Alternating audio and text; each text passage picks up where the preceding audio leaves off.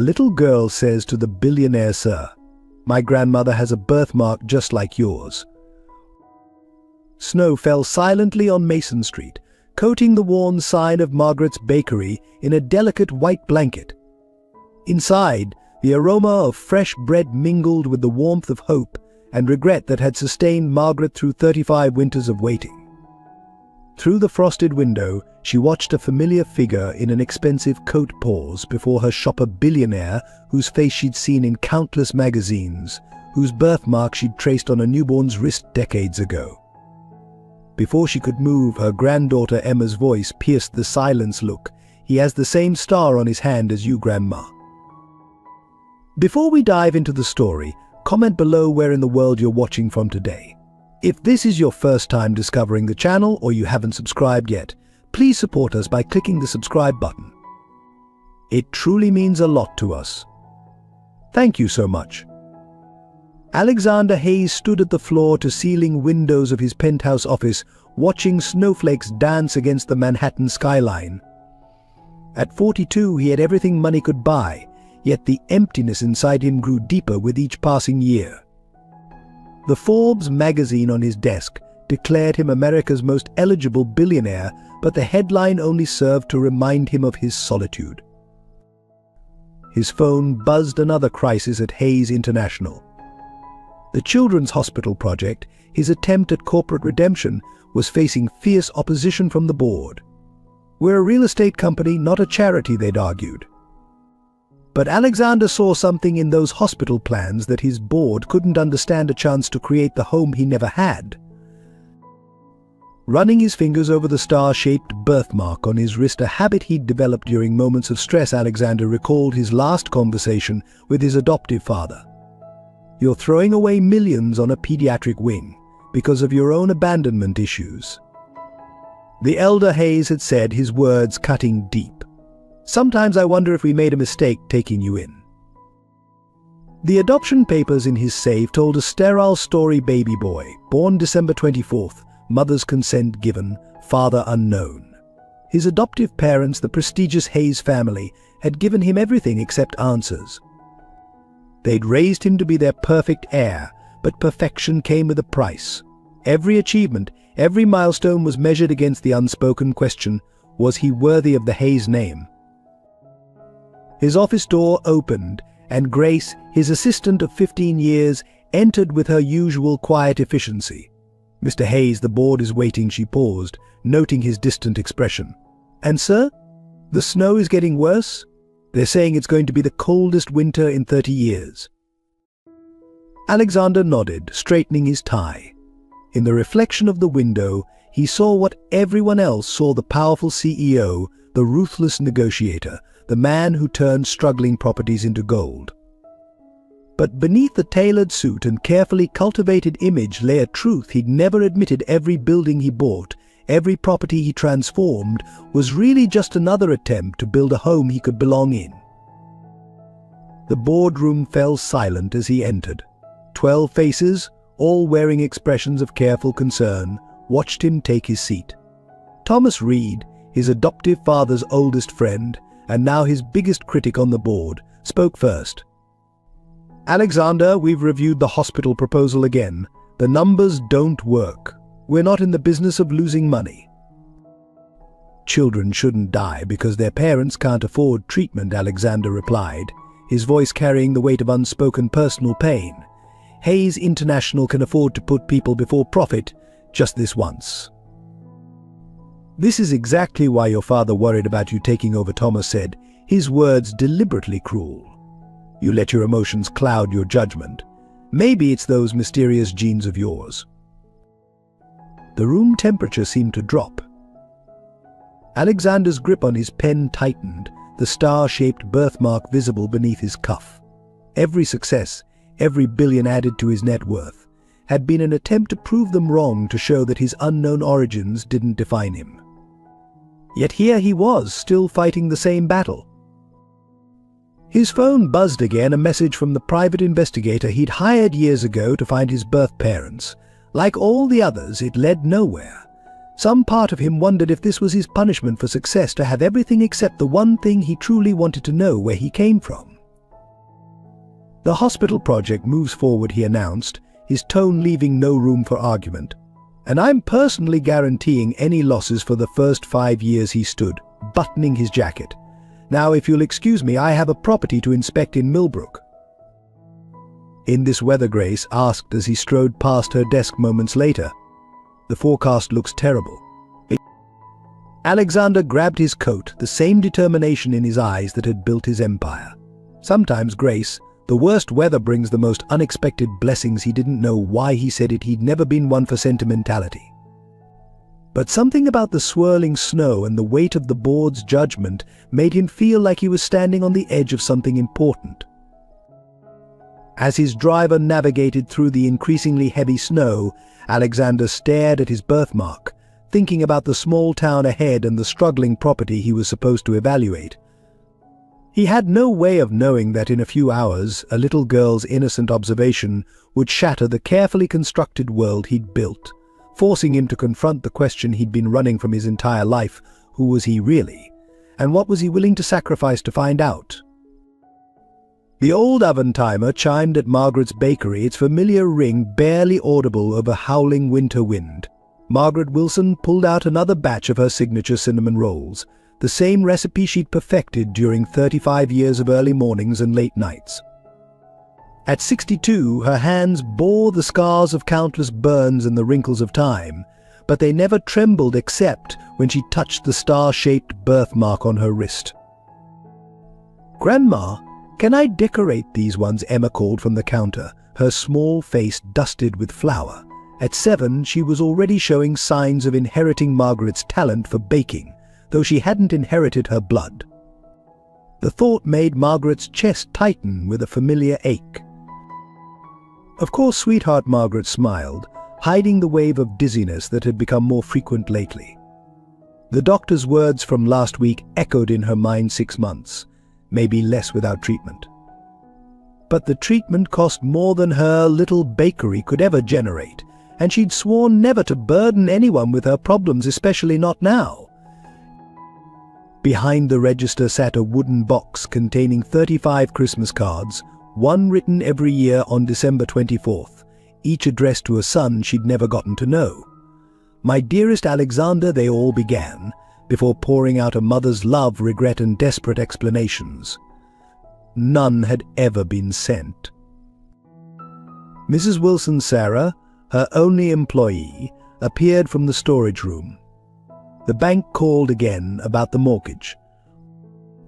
Margaret nodded, her face maintaining its gentle expression despite the worry gnawing at her heart. The bakery was 3 months behind on payments, and the new corporate development threatening the town wasn't helping. But this place was more than just a business. It was her redemption, her way of creating the home she'd been forced to deny her son. "The snow's getting worse," Sarah noted, peering through the frosted windows. "They say it'll be the coldest winter since," she trailed off, catching herself. "Since the winter I gave him up," Margaret finished quietly.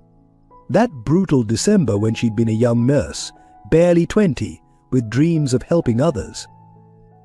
Until the politician's son had noticed her, until his powerful family had discovered her pregnancy, until they'd given her an impossible choice: give up the baby or watch them destroy not just her career, but any chance of her child having a normal life.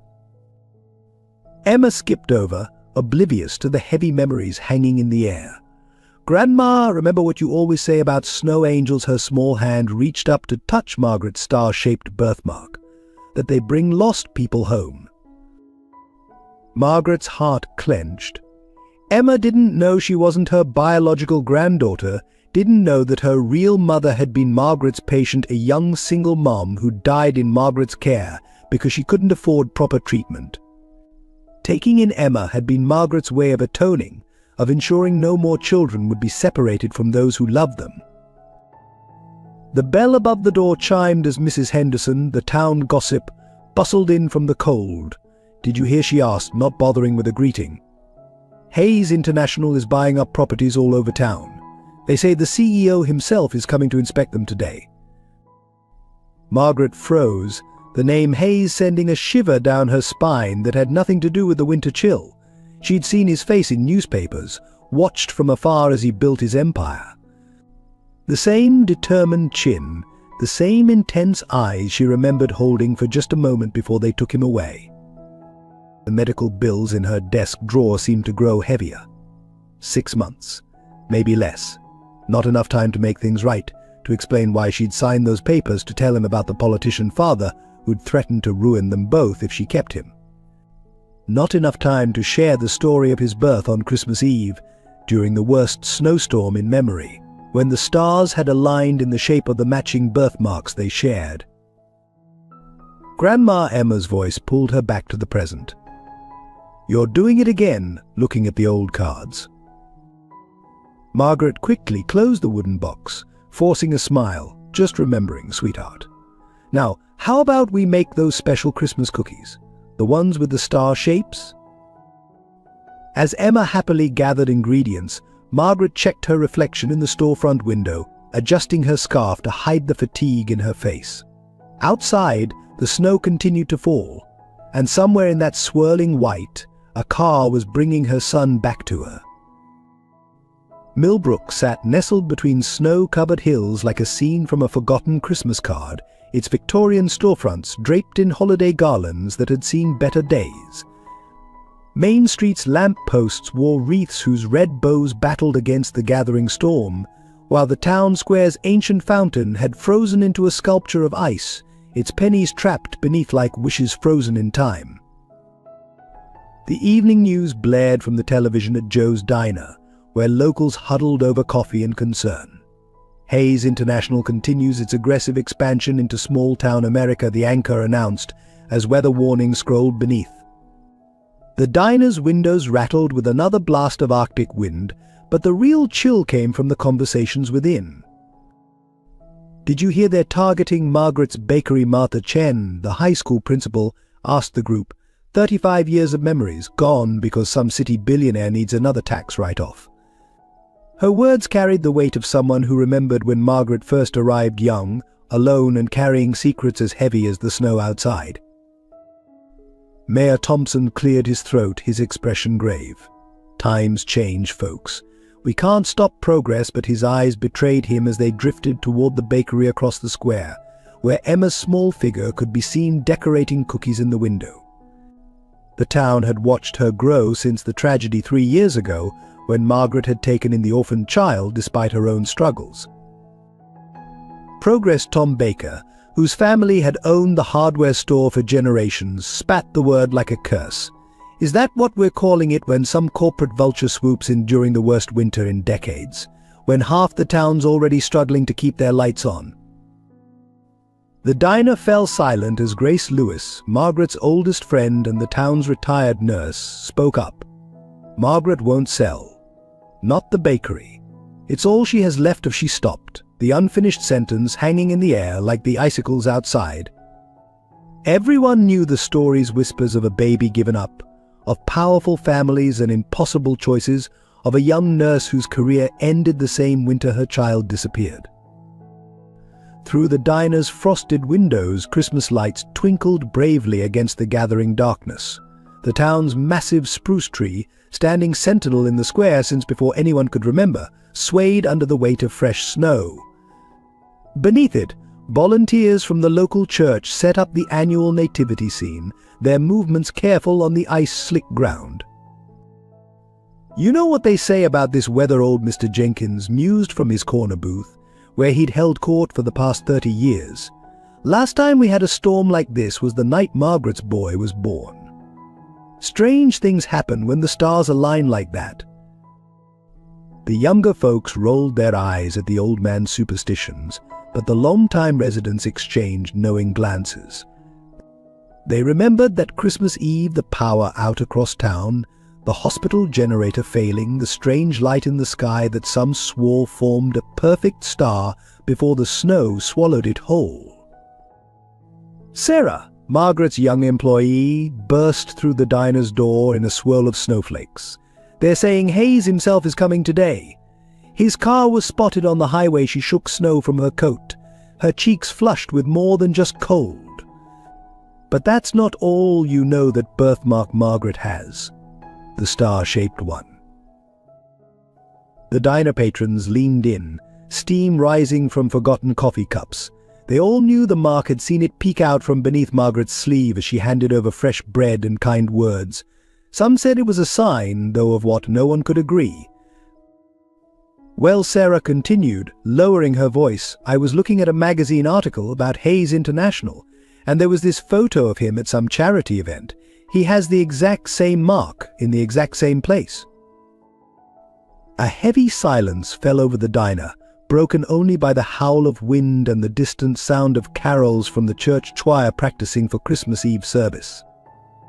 The townspeople exchanged glances heavy with unspoken thoughts, years of protected secrets threatening to surface like spring ice breaking on the river. Outside, the storm intensified, turning Main Street into a swirling canvas of white. The old town clock, its face barely visible through the snow, ticked steadily toward a moment 35 years in the making. In its shadow, two worlds were about to collide: the glittering realm of Alexander Hayes and the warm, wounded heart of Margaret's Millbrook. And in the bakery window, little Emma continued to decorate her cookies with stars, unaware that she was about to become the catalyst for a story of loss, love, and redemption that would change not just her family, but the entire town forever. The black Mercedes struggled through Millbrook's snow-covered streets, its sleek design ill-suited for small-town winter. Inside, Alexander checked his phone one last time before losing signal. Property valuations, zoning laws, and development plans filled his screen, cold numbers that would determine the fate of colder buildings. The storm had worsened, turning what should have been a quick inspection into a treacherous journey. So his driver called back. "I don't think we can make it up to the development site in this weather. Should we wait it out somewhere?" Alexander glanced out the window, his eyes catching the warm glow of a bakery. Something about it made him pause, perhaps the contrast between its humble storefront and the luxury developments he usually surveyed. "Pull over there," he ordered, surprising himself. As he stepped out into the swirling snow, the scent of fresh baked bread hit him with unexpected force. It stirred something deep in his memory, a phantom comfort he couldn't quite place. Brushing snow from his Armani coat, he found himself drawn to the window display where Christmas cookies formed intricate patterns of stars. The bell above the door chimed softly as he entered, bringing warmth and the sound of a child's laughter. He stood for a moment, letting his eyes adjust to the gentle light. An elderly woman behind the counter looked up, then froze, her face draining of color, as if she'd seen a ghost. "Excuse me, sir," a small voice interrupted his observations. He looked down to find a little girl, no more than 7, staring up at him with curious eyes. There was something disarmingly direct about her gaze, something that made his carefully constructed walls waver. "Yes," he replied, his businessman's voice softening despite himself. "Your hand," she said, pointing to where his sleeve had risen slightly. "You have a star, just like my grandma's." Time seemed to stop. Alexander's eyes followed the child's finger to his birthmark, the one feature his adoptive parents couldn't explain away, the one thing that had marked him as different since birth. His gaze snapped to the elderly woman who had gripped the counter for support, her sleeve sliding back to reveal an identical mark. "Emma," the woman whispered, her voice trembling, "would you please go check on the cookies in the back?" But Emma wasn't finished. "Grandma always says it's magic," she continued, oblivious to the tension building in the room, "that the stars align when lost people are supposed to find their way home." Alexander couldn't move. The world had narrowed to that single point of connection, a star-shaped birthmark that had haunted his dreams, now mirrored on another's wrist. 35 years of questions crystallized in this moment, in this humble bakery, with snow falling like tears outside.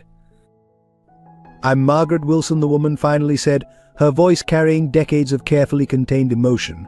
"And I think I've been waiting for you for a very long time." Alexander's throat tightened. The scent of cinnamon and vanilla suddenly felt overwhelming, as if it were trying to tell him something his mind couldn't grasp. The birthmark he managed, his usual eloquence deserting him. How? You were born during a snowstorm, Margaret said softly, each word weighted with memory. On Christmas Eve. The hospital had lost power, and the only light came from the stars. When they first placed you in my arms, I saw we shared the same mark, and I knew. She stopped, tears threatening to spill. Alexander stood frozen, his world tilting on its axis. The property papers in his briefcase, the board meeting, the empire he'd built, all of it seemed to fade against the reality of this moment. Emma's voice floated from the back, singing Christmas carols as she arranged cookies, her innocence a stark contrast to the heavy truth settling in the room. Outside, the storm intensified, as if nature itself were conspiring to keep them in this moment of recognition. I don't understand, Alexander said, his voice hoarse. But he did understand. Deep in his bones, in the place where his earliest memory should have been, something was shifting, awakening. Margaret reached beneath the counter and pulled out a wooden box. Her hands shook as she opened it, revealing stacks of Christmas cards, each marked with a date. I wrote to you, she whispered. Every year, on the day you were born. I never sent them, but I needed you to exist somewhere outside my heart. The first card was dated December 24th, 35 years ago. Alexander stared at it, his carefully ordered world crumbling like the snowflakes outside. He had come to Millbrook to acquire property, to expand his empire. Instead, he found himself standing on the precipice of a truth that would change everything. The silence in Margaret's bakery hung thick as fresh snow, broken only by the distant sound of Emma's cheerful humming. Alexander's hands trembled as he picked up the first card, his billion-dollar empire suddenly feeling meaningless against the weight of this yellowed envelope. Why the question escaped him, barely a whisper, carrying 35 years of emptiness. His fingers traced over the carefully written address to my dearest Alexander in handwriting that somehow felt familiar, as if his soul remembered what his mind could not. Margaret's eyes filled with tears she refused to let fall. There are things you need to know, she began, her voice steady despite her shaking hands. Choices that were made for us, not by us. But first she stopped as another wave of dizziness hit her, gripping the counter to stay upright. Alexander instinctively moved to help her, then froze, caught between a lifetime of practiced detachment and a sudden, overwhelming urge to protect. The corporate raider who had dissolved entire companies without hesitation now found himself paralyzed by an old woman's distress. I'm fine, Margaret insisted, though her pallor suggested otherwise. Just the excitement of she gestured vaguely between them, at the impossible reality of this moment. Grandma makes the best hot chocolate when people are sad, Emma announced, suddenly reappearing. She looked between the two adults, her young face showing wisdom beyond her years. And you both look really sad. Alexander almost laughed at the absurdity of billionaire being offered hot chocolate by a child in a bakery he'd planned to demolish, but something in Emma's innocent observation cut through his defenses. He was sad. He'd been sad for so long he'd forgotten what it felt like not to be. Emma, sweetheart, Margaret began, but the little girl was already pulling out mugs, her movements showing the confidence of someone who knew this kitchen as well as she knew her own heart.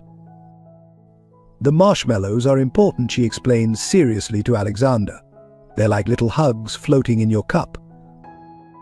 The simple childhood wisdom hit him like a physical blow.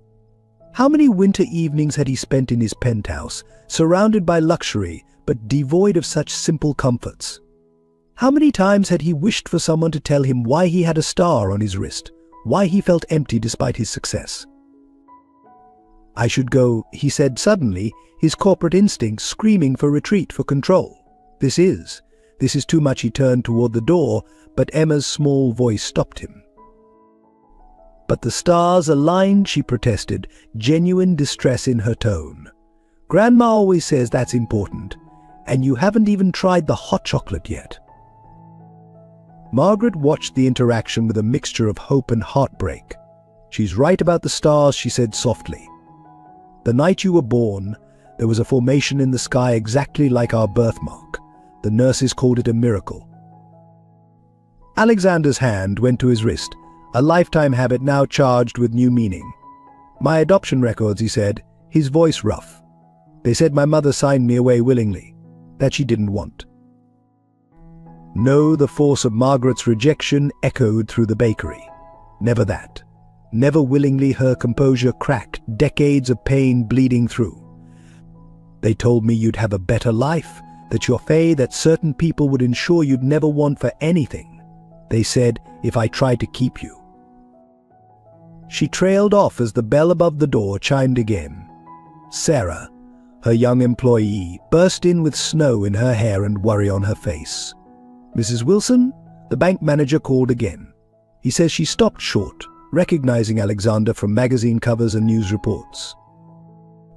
The spell broke. Reality crashed back in. He was Alexander Hayes, CEO of Hayes International, here to evaluate property acquisition. She was Margaret Wilson, owner of a failing bakery, keeper of secrets that could destroy carefully constructed lives. Emma, oblivious to the undercurrents, proudly presented 2 mugs of hot chocolate, topped with precise arrangements of marshmallows. "See," she said, pointing to the way they'd melted slightly. "Little hugs." Alexander stared at the mug, at this offering of unconditional kindness. In the window's reflection, he caught sight of himself, the powerful executive rendered vulnerable by a child's simple gesture and a mother's unspoken love. "The storm's getting worse," Sarah reported nervously. "They're saying roads might close soon." Margaret straightened, years of practice helping her mask her emotions. "You should go," she told Alexander, though every word seemed to cause her pain, "before the weather traps you here." But Emma had other ideas. "You can't leave," she insisted. "You just found each other. And look, the marshmallows made perfect stars in your chocolate. That's a sign." Alexander looked down at his mug, where indeed the marshmallows had melted into a familiar star pattern. Outside, the snow swirled harder, as if nature itself were conspiring to keep him in this moment of truth. "Maybe," he said slowly, his voice carrying the weight of a decision that would change everything, "maybe being trapped here is exactly what needs to happen." Back in his hotel room that evening, Alexander paced like a caged lion. The storm had indeed trapped him in Millbrook, but his mind was trapped elsewhere in a small bakery with matching birthmarks and unsent letters. His phone buzzed incessantly with messages from the board, from his adoptive family, from Grace about the children's hospital project. He ignored them all. Instead, he found himself dialing a different number. "Davidson," he said when his head of security answered. "I need everything you can find on Margaret Wilson. Current residence Millbrook, former occupation nurse. Focus on the years around 1989, particularly December." He pulled out his laptop, the glow illuminating his troubled face as he began his own search. Margaret Wilson's bakery was drowning in debt, mortgages, loans, and most recently, mounting medical bills. His cursor hovered over the foreclosure notices. With one call, he could save her business. With another, he could destroy it. Sir Davidson's voice crackled through the phone an hour later. "You might want to sit down for this." Alexander's grip tightened on his phone as Davidson continued. Margaret Wilson was a promising young nurse at St. Mary's Hospital in 1989. She disappeared from their records suddenly that December. But here's where it gets interesting. There was a major donor to the hospital that year, Senator James Sterling. The name hit Alexander like a physical blow. Sterling Industries was one of his biggest competitors, headed by the senator's son, Richard Sterling, the same man who had tried to block his children's hospital project. "The timing matches your birth records," Davidson added carefully. "And sir, there's more. The night you were born, there was a power outage at the hospital. The only records from that night are handwritten. Most were destroyed in a convenient fire, but I found one surviving note in an old nurse's diary. It mentions a young nurse giving birth during the blackout. And a threatening visit from the Sterling family lawyer." Alexander's mind raced.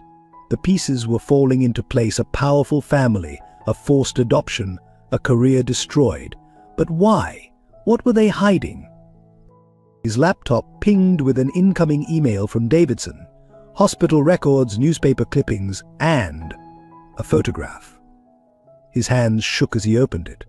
A young Margaret in her nurse's uniform, standing beside a younger Richard Sterling at a hospital fundraiser. Her smile was bright, innocent. His expression was possessive. Another ping. This time medical records, recent ones. Margaret's records. Terminal cancer, Davidson reported grimly. 6 months without treatment. The experimental therapy that could help her exists, but it's exclusive to one hospital owned by Sterling Industries. Alexander felt the rage building inside him, cold and precise. Richard Sterling had known. All these years, through every business deal, every negotiation, his biological father had known exactly who he was. A soft knock at his door interrupted his thoughts. Opening it, he found Emma standing there in her winter coat, clutching a small box of cookies. "How did you?" he began. "I followed your footprints in the snow," she said simply. "Grandma's crying in the kitchen. She thinks you're mad at her." "Are you?" The directness of her question disarmed him. "No," he answered truthfully. "I'm mad at other people." Emma nodded sagely.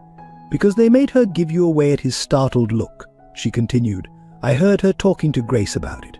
She said bad people threatened to hurt you if she kept you."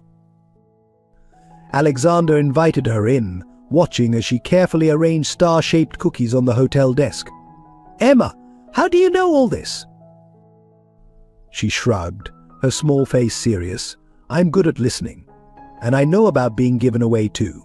My mom died in Grandma's hospital because rich people wouldn't help her. That's why Grandma took me in. She says sometimes love means finding new ways to be a family." The revelation struck him hard.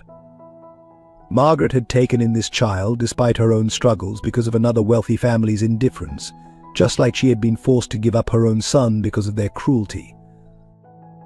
His phone buzzed again, Davidson, with more information. A complex web of power, money, and secrets spanning decades. The truth was there, waiting to be exposed. But at what cost? Emma's voice broke through his thoughts. "The cookies are a peace offering," she explained. "Grandma says those always help when hearts are hurting."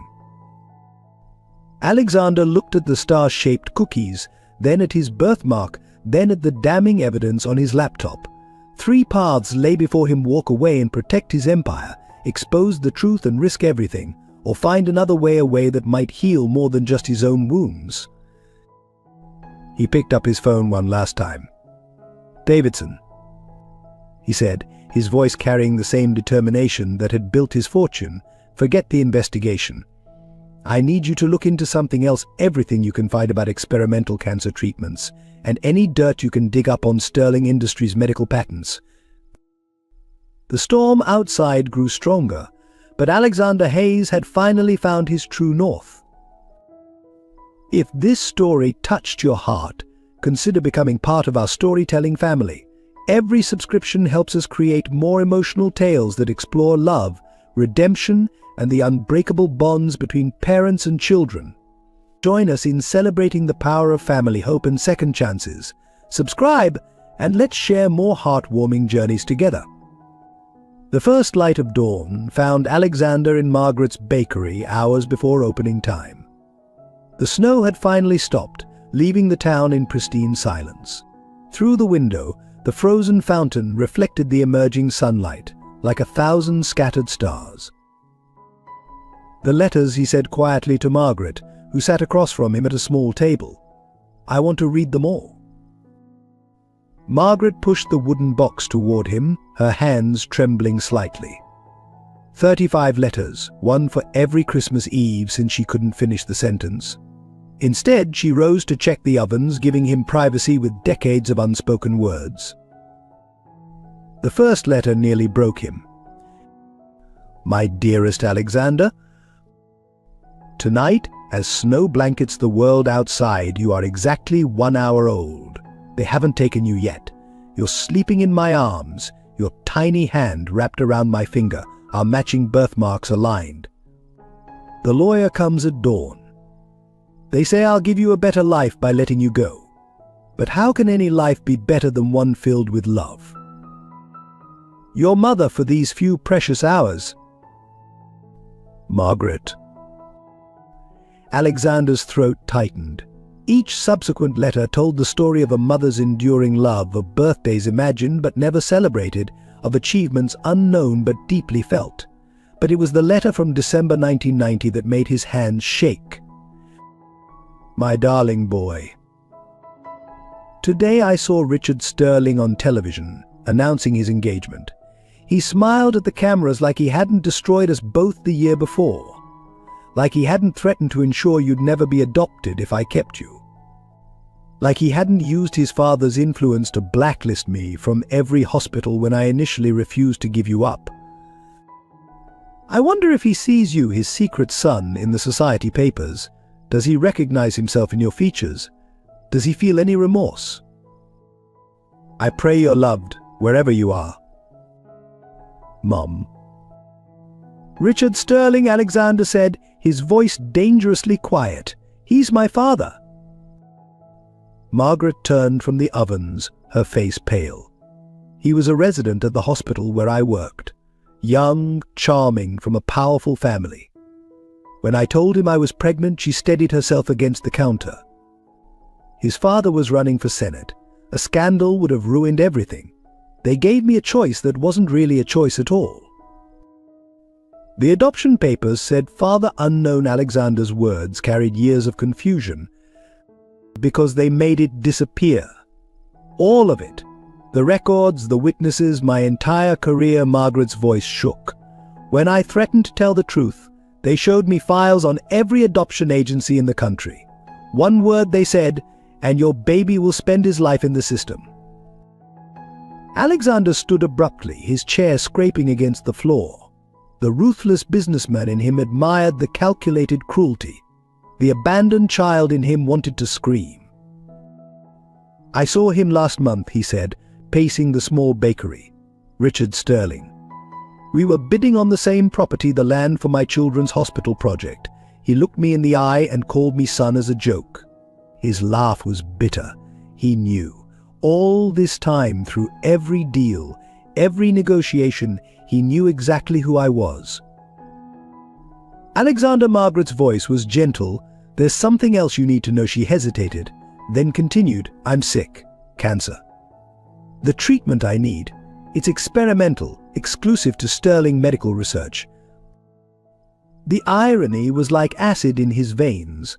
His biological father controlled the treatment that could save his mother's life. The bell above the door chimed. Emma bounded in, covered in snow, her face glowing. I made a snow angel, she announced proudly. Then, seeing their expressions, she stopped. Are you telling him about the bad man?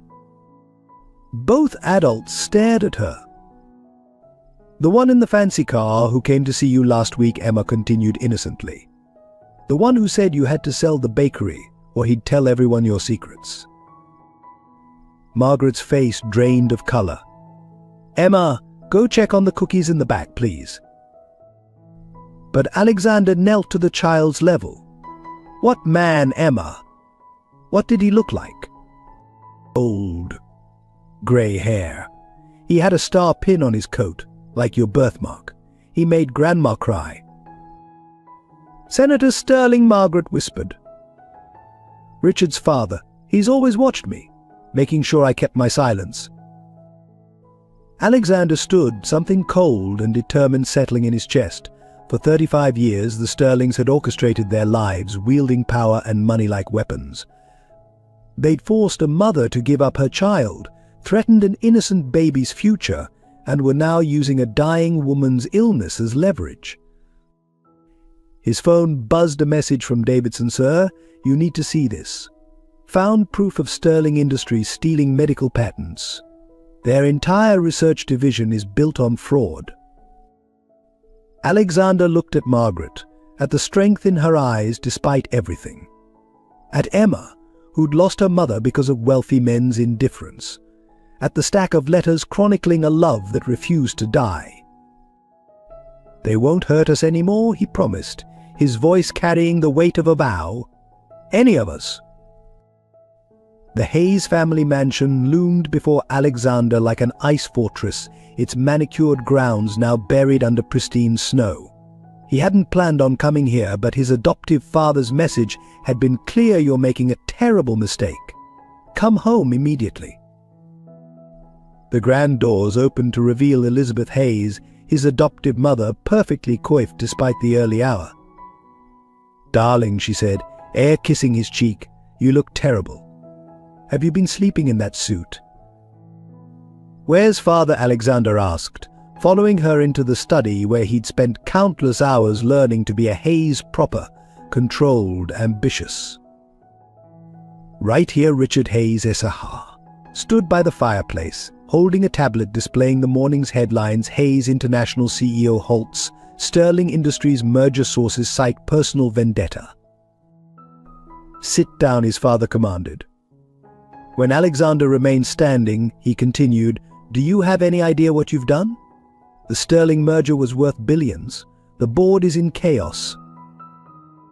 "The board will survive," Alexander replied coolly, "though they might be interested to know why you've been pushing so hard for this merger. Private interests in Sterling Industries, perhaps." His father's face tightened. "You've been digging." "I've been finding truth." Alexander pulled out his phone, displaying emails between his adoptive father and Senator Sterling from 35 years ago. "You knew, didn't you? When you adopted me, you knew exactly whose son I was." Elizabeth gasped softly, sinking into a chair. Richard S.R.'s expression hardened. "We gave you everything, made you everything you are." "You made me a weapon," Alexander corrected. "Raised me to compete against my own father's company. Was that the plan all along? Create the perfect revenge against Richard Sterling by using his own son?" "We gave you opportunities that woman never could have." Elizabeth burst out. "A proper education, connections, the future." "That woman," Alexander's voice cut like ice, "has spent 35 years writing me letters she never sent. She took in an orphan child despite barely making ends meet. She's dying because the treatment she needs is controlled by the same people who forced her to give up her baby." The silence that followed was deafening. Outside, snow began to fall again, as if nature itself were trying to soften the harsh truths being revealed. "The board meeting is in 2 hours," Richard Cesar finally said. "End this nonsense. Sign the merger papers, or I'll ensure you lose everything: your position, your reputation, your legacy." Alexander laughed, a sound devoid of humor. "My legacy? An empire built on other people's pain? I've seen the files, father. Your partnership with the Sterlings goes beyond business. You helped them bury their secrets, including me." "We protected you," Elizabeth protested. "From scandal, from shame." "No," Alexander's voice softened with realization. "You protected yourselves, your perfect image, your social standing." He turned to leave, then paused. "The Children's Hospital project you tried so hard to stop. It's being built on Sterling Industries' land, and their experimental cancer treatment. It's about to become public access." "You'll destroy everything," his father warned. "The company, this family." "This was never a family." Alexander's words fell like snow, soft but cold. "It was a business arrangement, and I'm renegotiating the terms." His phone buzzed a message from Emma. "Grandma's making star cookies again. She says they're magic because they're made with love. Are you coming home soon?" Home. Such a simple word, yet it had never felt right in this mansion. But in a small bakery, with the scent of cinnamon and the sound of a child's laughter. "Alexander," Elizabeth called as he reached the door, her voice suddenly vulnerable. "We did love you. In our way." He turned back one last time. "Love doesn't come with conditions, or contracts, or threats." His hand touched his birthmark, the star that had led him home. "I learned that from a woman who wrote me letters for 35 years, knowing she might never send them. As he walked out into the swirling snow, his phone rang. Grace, his assistant, sounding urgent. "Sir, the board is threatening to vote you out. And there's something else. Richard Sterling is at the bakery." Alexander's heart stopped. Then, with deadly calm, he said, "Call Davidson. Execute Plan B. All of it." "Sir, that will expose everything. The Sterlings, your adoptive family's involvement, all of it." Good, he started his car, tires spinning in the snow. It's time everyone's truth came to light. Back in the mansion, Richard Hayes, SR, watched his son's departure through frosted windows. "He'll lose everything," he muttered. But Elizabeth, touching her own cheeks, realized they were wet with tears. "No," she whispered, understanding finally reaching her heart. He's already found everything he was looking for. In the swirling snow, Alexander Hayes drove toward a small bakery where real love waited, leaving behind a fortress built on secrets and finding his way home by following the stars. Emma stood at the bakery window, watching the snow fall as she had every morning since coming to live with Margaret. But today was different. Today she clutched a small diary in her hands, her real mother's diary, the one Margaret didn't know she'd found hidden in the attic. Emma, Margaret called from the kitchen. "The star cookies are ready for decorating." Coming, she quickly tucked the diary into her coat pocket, its pages heavy with secrets she was too young to fully understand but old enough to piece together. The bell chimed as Richard Sterling entered, bringing with him a cold that had nothing to do with the weather. Emma watched from behind the counter as Margaret's face went pale. "What a charming establishment," Sterling said, his smile never reaching his eyes. "Though I hear it's struggling. Much like your health, I'm told." Emma's small hands clenched. She knew this man from the diary entries. Her mother's last words described him clearly: "The man who runs the hospital board, who denied my treatment because I couldn't pay. He looked at me the same way he must have looked at that nurse years ago, like poor people's lives don't matter." "I'm not selling," Margaret said firmly, though Emma could see her hands trembling. No, Sterling removed his leather gloves slowly. "Then perhaps we should discuss certain old records I've kept. About a night in December 35 years ago. About a baby with a very distinctive birthmark." Emma stepped forward, her voice clear and strong despite her racing heart. "You mean the star? Like the one on my mom's hospital papers?" Both adults turned to stare at her. Emma pulled out a folded document from her pocket, her mother's denied treatment appeal, stamped with Sterling Industries logo. "Emma," Margaret whispered, "where did you get that?" "The same place I found Mom's diary." She looked directly at Sterling. "She wrote about you. About how you let her die because she was poor. Just like you made Grandma Margaret give up her baby because she wasn't rich enough to fight you." Sterling's composed facade cracked slightly. Children should be seen and not heard. "That's funny," Emma continued, her young voice carrying wisdom beyond her years. "That's what your son said to my mom when she begged for treatment. I know because she wrote it down, every word." Margaret moved to stop her, but Emma was already pulling out her mother's diary. She wrote other things too. About the night she was working as a student nurse when she saw a young nurse give birth during a blackout. About the powerful men who came the next morning. About the baby with the star mark. Sterling took a step forward, his face darkening, but Emma stood her ground. "My mum kept everything.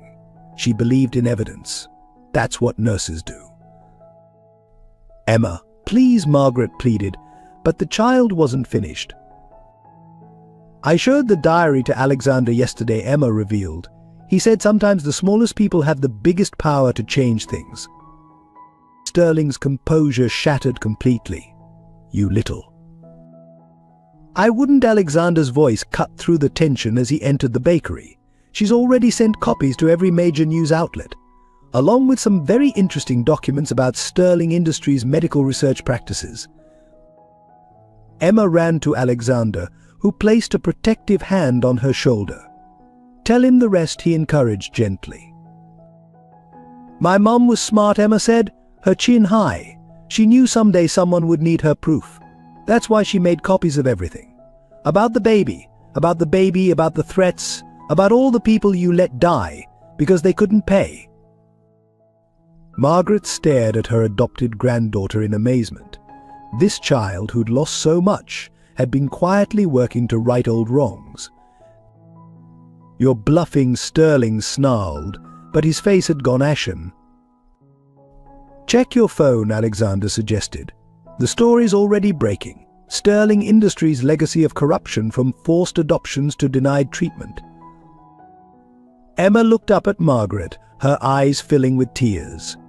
"I'm sorry I didn't tell you, but Mum's diary said sometimes you have to be brave for the people you love." Margaret pulled her close, finally understanding why Emma had insisted on alphabetizing the attic, why she'd spent hours playing office with old papers.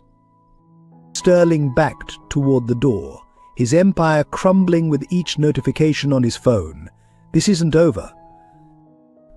"Actually," Emma called after him, "it's been over since the night my mom decided to keep records. She called it insurance for the future I just helped the future arrive."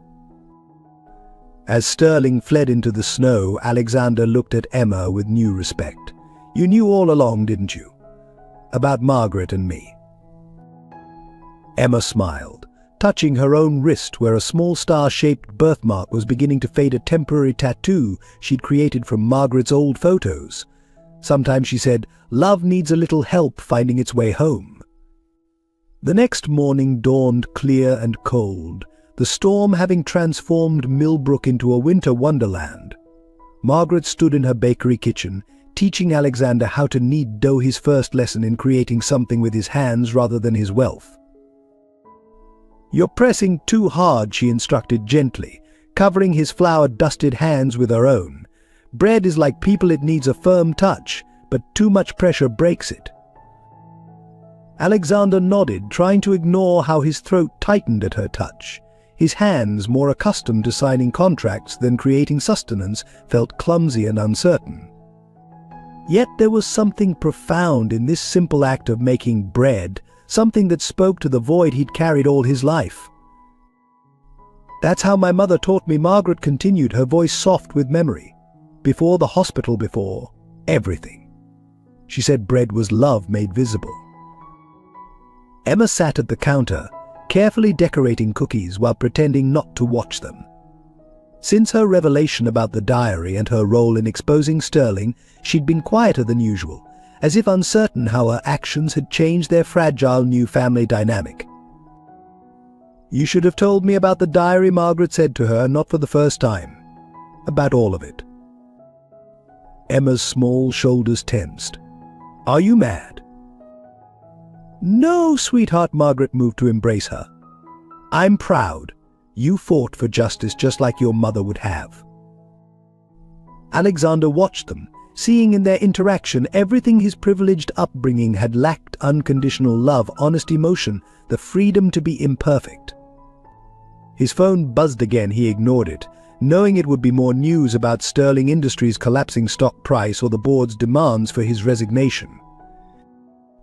"The bread needs to rise," Margaret announced, covering the dough. Just like hope, she swayed slightly, gripping the counter. "The treatment," Alexander said, catching her arm. "We need to discuss it." "It's too expensive," she began, but he cut her off. "Money isn't the issue anymore. With Sterling Industries exposed, their experimental treatments are being released to other hospitals. I've already arranged." No, Margaret's voice was firm. "I won't take charity, even from my son." The word hung between them, son. She'd never said it directly before. "It's not charity," Alexander replied, his voice rough with emotion. "It's 35 years of Christmas presents I never got to give you." Emma looked up from her cookies. "Plus all the birthday presents, and Mother's Day, and just because presents, that's like," she calculated on her fingers, 1 million presents. Margaret laughed despite herself, the sound warming the kitchen more than any oven could. A million presents. At least Alexander agreed, playing along. Though I think I'll start with keeping this bakery open, he held up a hand as Margaret began to protest. Not as charity. As an investment. This place. It's more than just a business, it's a home. The word surprised him as it left his mouth, but he realized it was true. In just a few days, this small bakery with its warm lights and star-shaped cookies had become more of a home than his penthouse ever was. We could make it bigger, Emma suggested excitedly, with tables for people to sit and eat, and a special corner for kids whose parents are in the hospital, like I was. Margaret's eyes filled with tears. Emma. And maybe, the little girl continued, her voice growing softer, maybe we could name it Stars Aligned Bakery because that's what happened. The stars aligned and brought us all together. Alexander felt something shift in his chest, a piece of his carefully constructed walls crumbling. He looked at Margaret, saw the same emotion reflected in her eyes. I have a better idea, he said. We'll call it Margaret's Stars because you're the one who never stopped believing, who kept writing those letters, who took in a little girl who needed love just like I did. Margaret pressed her hands to her mouth, overwhelmed. Emma hopped off her stool and hugged her tightly. After a moment's hesitation, Alexander joined them, completing their circle. The bell above the door chimed. They looked up to see Sarah, Margaret's young employee, standing there with tears in her eyes. I'm sorry, she said quickly. I don't mean to interrupt. It's just the whole town is talking. About Sterling, about what he did to you, Mrs. Wilson. And about Emma's mother. She took a deep breath. My sister was denied treatment by Sterling's hospital too. She didn't make it either. Margaret opened her arms and Sarah fell into them. Then your family too, she said simply. Alexander watched as his mother, his real mother, offered comfort to another wounded soul. He thought about his massive corporate empire, built on deals and dominance, and realized he'd never created anything as meaningful as this moment. The bread's rising, Emma announced, peeking under the cloth, just like our family. Alexander touched his birthmark, then Margaret's, then the temporary star Emma had given herself. 3 generations marked by the same sign, bound not by blood alone, but by choice, by love, by the courage to fight for what was right. His phone buzzed again. This time he checked it, a message from Davidson. Sir, the board is convening an emergency session. They're voting on your removal this afternoon. Alexander looked at his newfound family, Margaret teaching Sarah how to shape cookie stars, Emma humming as she arranged them on trays. He thought about the empire he might lose, and the home he'd finally found. Let them vote, he murmured, rolling up his sleeves to help with the cookies. Some things are worth more than power. The morning sun streamed through the bakery windows, casting star-shaped patterns on the floor. Outside, Millbrook was awakening to a new day, unaware that within this humble bakery, a family was rising too, as steady and sure as bread dough, as sweet as freshly baked cookies, as eternal as the stars themselves. The afternoon brought dark clouds and darker news. Alexander stood in Margaret's small office, watching snowflakes begin to fall again as he listened to his phone. They're not just removing you as CEO, Davidson reported grimly. Sterling's allies are freezing your assets. Every account, every property. They're claiming fraud, insider trading, corporate espionage, anything to destroy you. Through the door, he could hear Emma teaching Margaret how to use the tablet he'd bought her, their laughter a stark contrast to his current reality. How bad? By tonight you won't even be able to buy those cookies. You're standing next to, Davidson replied. But that's not the worst part. Sterling's making moves against the bakery too. Health code violations, tax audits, everything they can throw. Alexander's jaw clenched. They're punishing her to get to me. Sir Davidson hesitated. There's more. Your adopted mother, Elizabeth Hayes, she's talking to the press. Claiming Margaret manipulated you, used a dying child to play on your emotions. They're painting her as a con artist who orchestrated this whole thing. The injustice of it burned in his chest. Through the window he could see reporters gathering outside, their cameras focused on the bakery like vultures circling prey. The office door opened and Margaret entered, her face pale but determined. The hospital called. They're rescinding my acceptance into the treatment program. Apparently there are complications with my paperwork. Sterling Alexander growled. He's using your life as leverage. I know she sat heavily in her chair. The bank called too. They're foreclosing on the bakery. Something about immediate repayment of loans. Before Alexander could respond, Sarah burst in. Mrs. Wilson, there are health inspectors outside, and some of our regular customers are cancelling their Christmas orders. They say they can't support a business involved in scandal. Margaret's hands trembled as she reached for her medication. Perhaps if I just spoke to them, explained. No, Alexander's voice was steel. You don't have to explain anything. They're the ones who need to explain why they're persecuting a dying woman and an orphan child to protect wealthy criminals. Emma slipped into the office, her small face worried. The mean people outside are saying bad things about us? They're calling you a gold digger? Grandma, what's a gold digger? Margaret's eyes filled with tears. Oh, sweetheart. The phone rang again. Davidson. Sir, Sterling's going nuclear. He's leaked documents suggesting Margaret gave up multiple babies for profit. It's all fabricated, but the media's running with it. And they're bringing up Emma's mother's death, implying Margaret was negligent. Something in Alexander snapped. He'd built his empire playing by their rules, fighting in their arena. But this attacking a sick woman, smearing a dead mother's memory, traumatizing a child, this was beyond unconscionable. They want a war, he said quietly. Let's give them one. He dialed a number he'd never used before.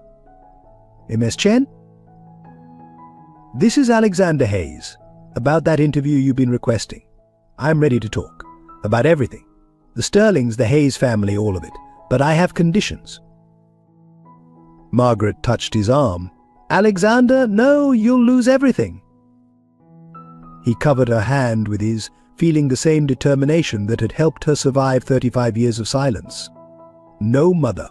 For the first time in my life, I'm about to gain everything that matters. Emma tugged at his sleeve. I still have Mom's diary and all her evidence. Maybe it's time for everyone to know the whole truth. Alexander knelt to her level. Are you sure?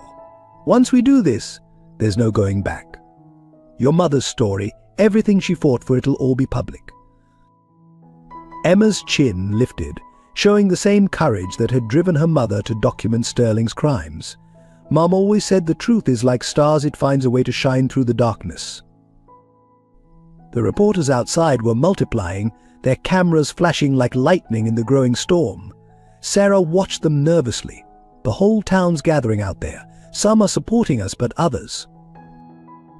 Then let's give them something to really talk about, Alexander said, an idea forming.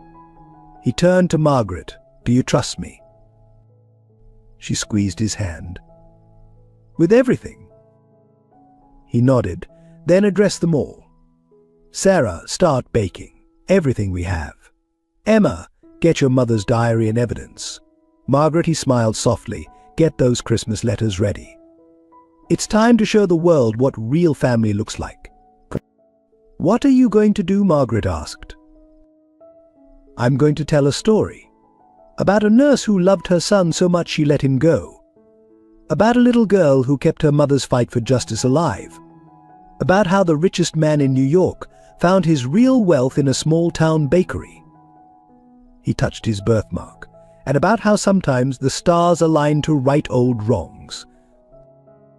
His phone buzzed with messages from the board, from his lawyers, from Elizabeth Hayes begging him to reconsider. He silenced them all. Outside, the snow fell harder, but the lights of Margaret's bakery burned bright against the gathering darkness. Alexander Hayes, who had spent his life building walls to protect himself, was about to tear them all down. Not for revenge, though the Sterlings deserved it. Not for justice, though that would come. But for love. For family. For the truth that had waited 35 years to be told. "One more thing," he said, turning to Emma. "Those star cookies of yours? We're going to need a lot of them. Because after today, this bakery isn't just going to be a business." "What will it be?" she asked.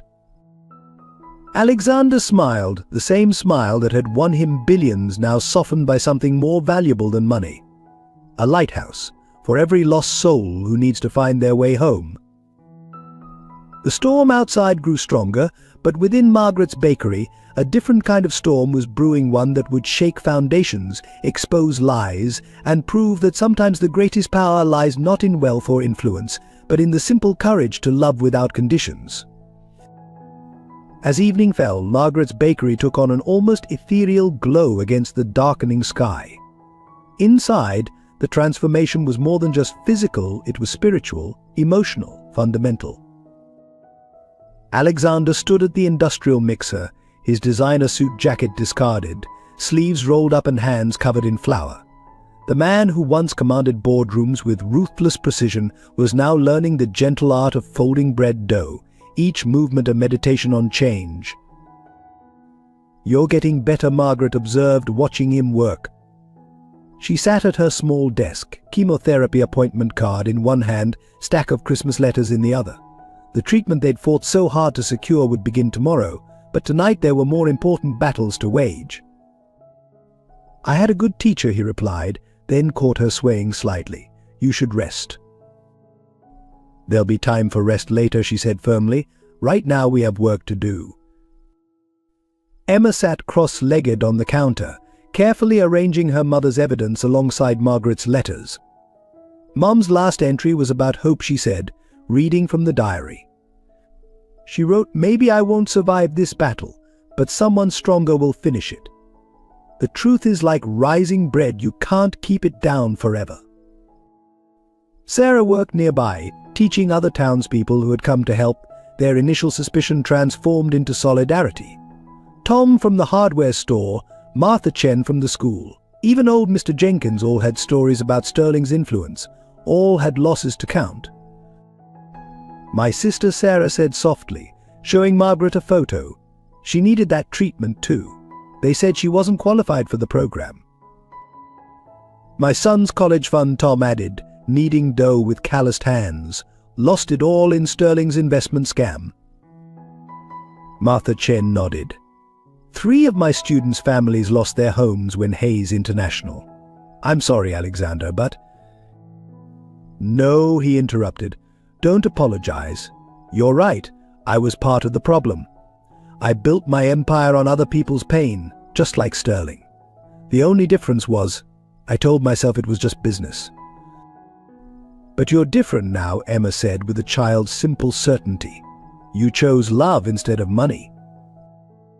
Alexander looked at his hands, covered in flour rather than metaphorical blood. "I'm trying to be." The bell above the door chimed. Grace, his former assistant, entered carrying boxes of documents. "The board sent these to the press," she announced. "Everything they plan to use against you tomorrow." "And you intercepted them?" Alexander asked, surprised. Grace squared her shoulders. "I resigned this morning.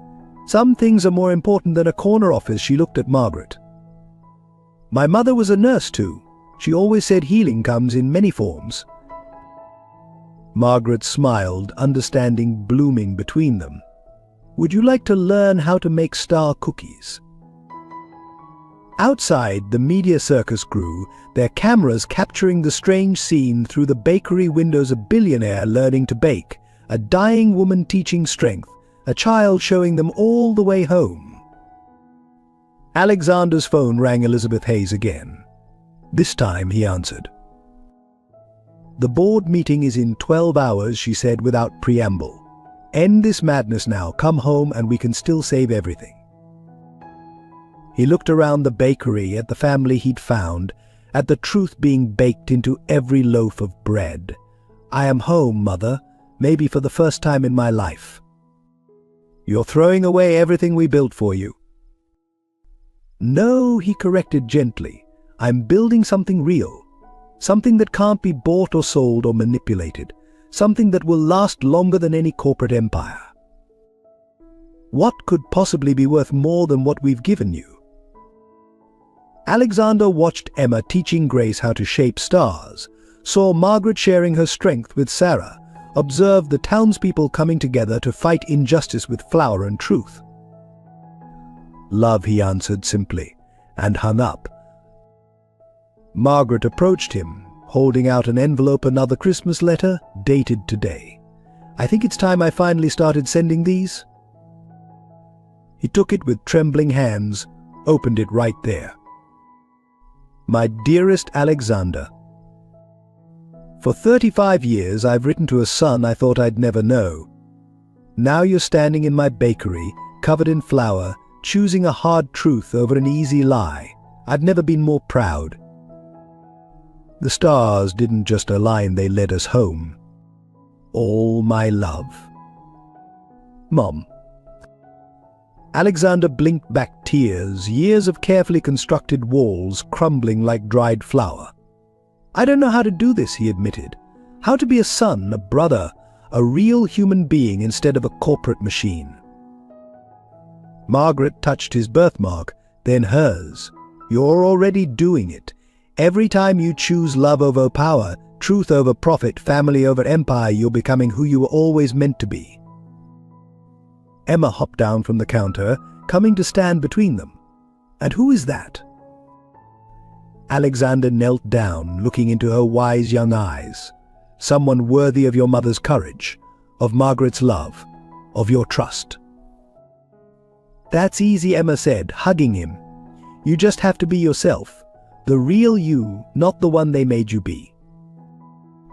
The transformation was visible in his softening expression, in his gentler touch, in the way he looked at the simple act of making bread as if it contained all the secrets of the universe. Outside, the snow continued to fall, but inside Margaret's bakery, something else was falling, masks, pretenses, old ways of being, and in their place, something new was rising, as steady and sure as the dough they worked with such care. Tomorrow would bring its battles, the board meeting, the media storm, Sterling's revenge. But tonight, in this warm space filled with the scent of bread and the sound of shared laughter, Alexander Hayes was becoming someone new, someone real, someone who finally understood that true wealth couldn't be measured in dollars, but in the courage to choose love over fear, truth over power, and family over empire. The transformation, like the best bread, would take time. But the yeast of change was already at work, and there would be no going back. Christmas Eve dawned with brutal clarity, the temperature plummeting to record lows as fate aligned three devastating events: Margaret's first chemotherapy session, the board's vote to remove Alexander, and Sterling Industries' final attack. Alexander stood in the hospital corridor, watching through glass as Margaret received her first treatment. She looked small in the medical chair, yet her eyes held the same determination he'd seen in the mirror all his life. Emma sat beside her, reading aloud from one of the Christmas letters Margaret had written decades ago. His phone buzzed. Davidson. Sir, Sterling's making his move. They're not just going after the company, they're freezing all charitable donations. The Children's Hospital project, the medical research grants, everything. But through the treatment room window, Alexander watched Emma reach for Margaret's hand as the medication began to flow. The same hand that had written 35 years of letters, that had taken in an orphan child, that had taught him how love could be baked into bread. How long, he asked Davidson. The board votes in an hour, but Sterling's already at the bakery with demolition orders. He's not waiting for legal proceedings. Alexander's blood ran cold. The bakery? He can't, the paperwork isn't even processed. Since when has that stopped them? "Sir, there's a crowd gathering. The whole town's there." Another call beeped through Sarah, her voice panicked. "Alexander, they're trying to force their way in. Sterling's here with bulldozers and police. He's saying the building is condemned." Through the glass, Margaret must have sensed something was wrong. She tried to rise from the treatment chair, but the nurses held her back. "Stay with her," Alexander commanded Emma through the intercom. "No matter what happens, don't let her leave this treatment." Emma nodded, her small face serious. "We'll be okay. Go save our home." Alexander ran through the hospital corridors, his footsteps echoing like heartbeats. Outside, the bitter cold hit him like a physical blow. His driver was waiting, but traffic was gridlocked with holiday travelers and fresh snow. "Get me there any way you can," he ordered. As they navigated the icy streets, his phone erupted with messages. The board, demanding his immediate presence. Elizabeth Hayes, pleading for him to reconsider. Davidson, warning of media crews descending on the bakery. Sarah, reporting that the crowd was growing, tensions rising. But it was the last message that stopped his heart, a video from Sterling himself. The camera panned across the bakery's interior, showing workers already beginning to gut the place. Such a shame. Sterling's voice oozed false sympathy. "All those Christmas memories gone. But perhaps if your mother had made better choices 35 years ago." Alexander's hands clenched. The same day Sterling had chosen to destroy the bakery was the day Margaret had been forced to give up her baby. The symmetry was too cruel to be coincidental. His phone rang again. "Grace. Alexander, I found something. The demolition order Sterling's using, it's forged. I have proof, but we need to stop him before." The call cut off as they rounded the corner onto Main Street. Alexander's breath caught at the scene before him. Hundreds of townspeople stood in the snow, forming a human chain around Margaret's bakery. Sarah and Grace were at the front, facing down police officers. Tom from the hardware store had chained himself to the door. Martha Chen was leading a group of students in Christmas carols, their voices rising in defiance. And at the center of it all stood Richard Sterling, flanked by lawyers and demolition crews, his face twisted with the same contempt he'd shown a young nurse 3 decades ago. "Ah, the prodigal son arrives," Sterling called out as Alexander approached. "Come to watch your inheritance crumble? Like mother, like son, neither of you could protect what you loved." The crowd parted as Alexander walked forward, snow crunching under his feet. He looked different than he had just days ago, his expensive suit replaced by flour-dusted clothes, his corporate mask cracked to reveal something more human underneath. "You're wrong," Alexander said, his voice carrying across the hushed square. "About inheritance, about protection, about love." He turned to address the crowd. 35 years ago, this man forced a young nurse to give up her baby. He used money and power to separate a mother from her child. Today he's trying to do it again, to destroy the home she built, to erase the love she never stopped giving. Sterling laughed coldly. "Spare us the sentiment. This is business." "No," Alexander countered, pulling out Margaret's letters. "This is family. This is community. This is everything you couldn't buy or bully or destroy." His phone buzzed again. Emma, sending a photo from the hospital. Margaret in her treatment chair, holding up a sign some stars never stop shining. At that moment, as if on cue, snow began to fall. But these weren't ordinary flakes, they were large, 6-pointed crystals that caught the light like stars falling from heaven. The crowd gasped as the crystalline snow swirled around them. Even Sterling's demolition crew paused, looking up in wonder. "You see that old?" Mr. Jenkins called out. "Same kind of snow that fell the night Margaret's boy was born, the night the stars aligned." Alexander held out his hand, catching one of the star-shaped snowflakes. It melted on his birthmark, a moment of perfect symmetry.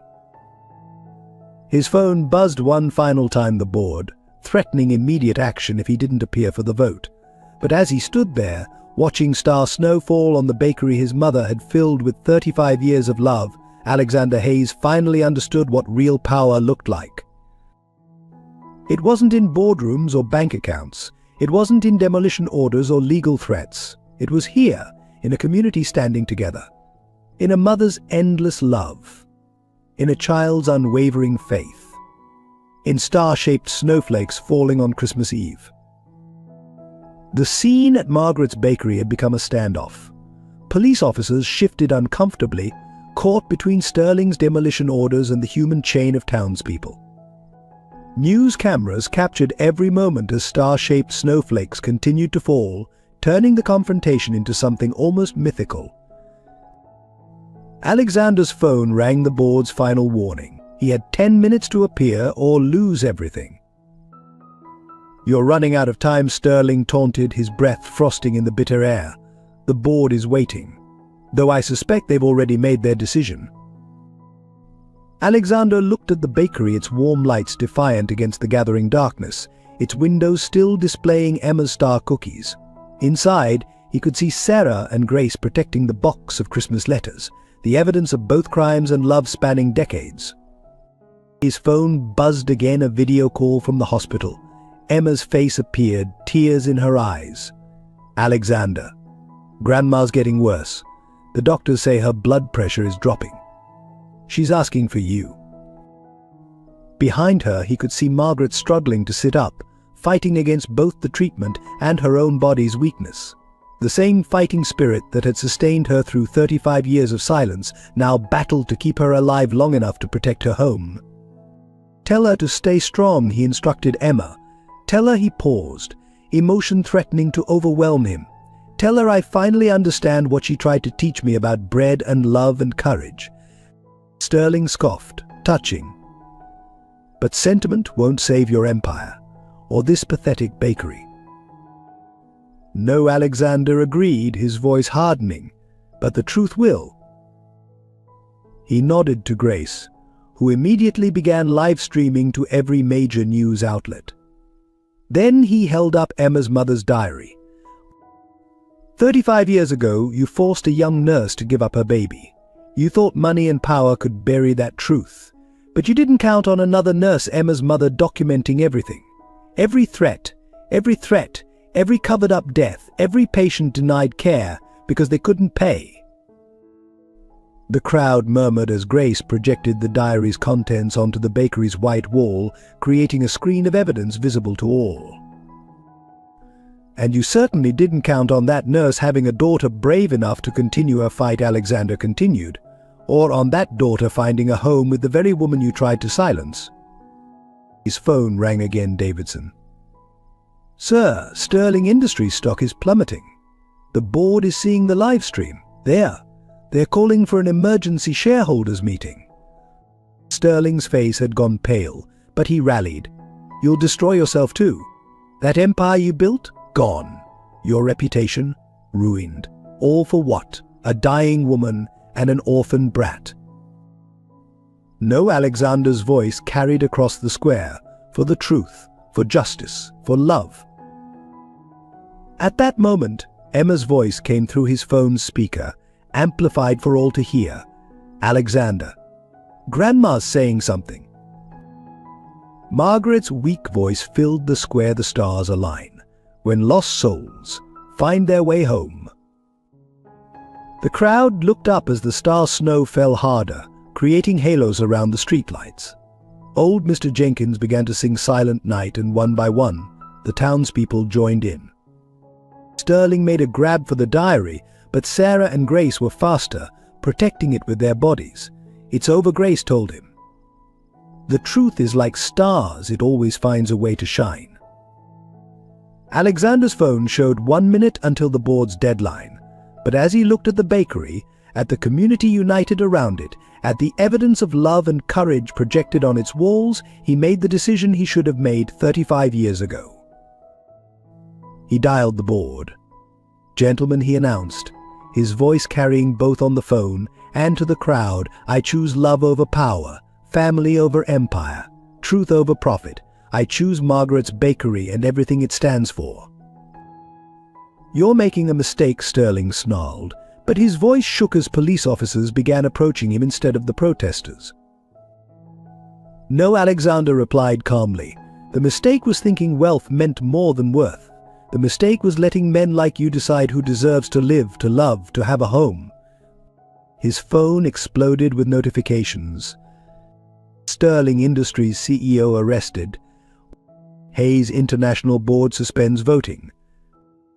Whistleblower evidence exposes decades of corporate crime. Star-shaped snowfall phenomenon during Christmas Eve standoff. But the only message that mattered came from Emma Grandma's stabilizing. "The doctors say the treatment is working." Alexander turned to address the crowd, snow falling like stars around him. 35 years ago, a mother's love was buried under power and greed. Today we unbury it. This bakery isn't just a building, it's a testament to love that never dies, truth that can't be silenced, and the courage to choose what's right over what's easy. The demolition crews were already packing up, some of them leaving their helmets behind in silent support. The police began escorting Sterling away, reading him his rights as cameras flashed. Alexander's phone rang one last time. Elizabeth Hayes. "You've lost everything," she said tearfully. He looked at the bakery, at the community surrounding it, at the evidence of love projected on its walls. "No, Mother, I found everything I was looking for." The star snow continued to fall as Christmas Eve deepened, transforming Margaret's Bakery into a beacon of light and truth. Inside, Sarah and Grace began baking fresh bread, not just for sustenance, but as a symbol of love's triumph over power, of courage's victory over fear. And in the hospital, Margaret watched it all unfold on television, tears falling as she witnessed her son choose love over empire, truth over power, family over fortune. Emma held her hand as the treatment continued its healing work, both physical and spiritual. As Sterling was being led away, a new figure emerged from the swirling snow. Senator James Sterling, Richard's father, walked deliberately toward the bakery, his presence commanding immediate silence from the crowd. "What a touching display of small-town sentiment," the senator's voice cut through the carol-filled air. "But perhaps we should tell the whole truth, Margaret, about that Christmas Eve 35 years ago." Margaret's voice came through Alexander's phone, weak but determined. "Let me talk to him. I've carried his threats long enough." Alexander placed the phone on speaker, projecting Margaret's voice across the square. The star snow continued to fall as decades of silence prepared to shatter. "You destroyed more than just my life that night," Margaret began, each word carrying the weight of buried truth. "You destroyed your own humanity." "I protected my family's legacy," the senator countered. No, Margaret's voice strengthened. "You protected your lies. Shall we tell them why you were really at the hospital that night? Not just for your son's indiscretion, but for your own." The crowd murmured as Emma stepped forward, holding another diary. "This one belonged to my grandmother," she announced. "She was a nurse at St. Mary's too. The night Alexander was born, she wrote everything down." The senator's composed facade cracked slightly. "That's impossible. All records were destroyed." "Not all," Emma continued, her young voice carrying the weight of generational justice. "My grandmother wrote about 2 babies born during the blackout, both with star-shaped birthmarks, both taken away by your order." A collective gasp rose from the crowd. Alexander felt the world tilt beneath his feet. "Twins," Margaret's voice confirmed. "I only got to hold them for a moment before you took them both. You gave one to the Hayes family to spy on your business rival. The other," her voice broke, "what did you do with my other son?" The senator's laugh was cold as the falling snow. "You think you can prove any of this? After 35 years? Actually, Grace stepped forward, her tablet displaying hospital records. "We can. The power outage that night? It affected every system except one, the security cameras. Cameras whose footage was stored off-site. Footage I found in the hospital's old archive facility. She pressed play. The grainy video showed a younger Senator Sterling ordering nurses to separate twin boys, both with distinctive birthmarks. His voice was clear, one to Hayes, one to Sterling. Neither mother nor children can ever know. Our empires depend on it. Alexander staggered, his world fracturing further. Richard, my twin brother. Your rival, the senator corrected. We raised each of you to destroy the other's empire. The perfect corporate war, driven by blood you never knew you shared. Through the phone, they heard Margaret's medical monitors beeping frantically. My boys, she whispered. My beautiful boys. I never knew. Never got to name you both. Emma's voice cut through the chaos. That's why the stars aligned today. They were bringing both brothers home. As if in response, the star snow fell harder, creating a curtain of light between the senator and the crowd. Through it, a figure approached from the direction of Sterling Industries, Richard Sterling, having broken free from police custody.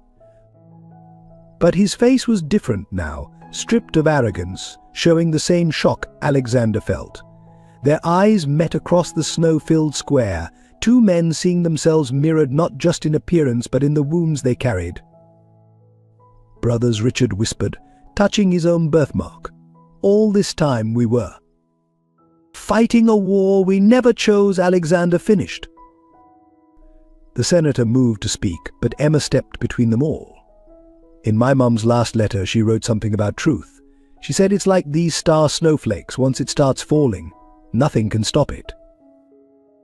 Margaret's voice came through the phone again, stronger now despite her weakness. My sons, my beautiful stolen sons, come home. Please, come home.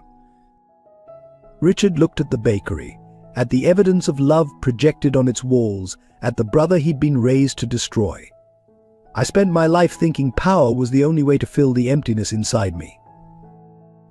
We both did, Alexander agreed, but maybe what we were really looking for was here all along. The senator's mask finally crumbled. Everything I built, everything I sacrificed, was nothing compared to what you stole. Margaret's voice rang out. Not just my boys, but their chance to know love. Real love, not power. The kind of love that writes letters for 35 years, that takes in orphaned children, that chooses truth over empire. The crowd had gone silent, watching this family drama unfold against the backdrop of falling stars. Then Emma, wise beyond her years, did something unexpected. She walked to the bakery door, took out 2 star cookies, and offered one to each brother. Grandma says love is like baking, she said simply. Sometimes you have to break things down to create something better. Alexander and Richard stood in the swirling snow, each holding a star cookie, each seeing in the other the missing piece of themselves. The senator watched his carefully constructed empire of lies crumble like ancient bread. Through the phone, they heard Margaret begin to sing softly a lullaby she'd held inside for 35 years, meant for 2 babies she'd never gotten to know. One by one, the townspeople joined in, their voices rising with the falling stars.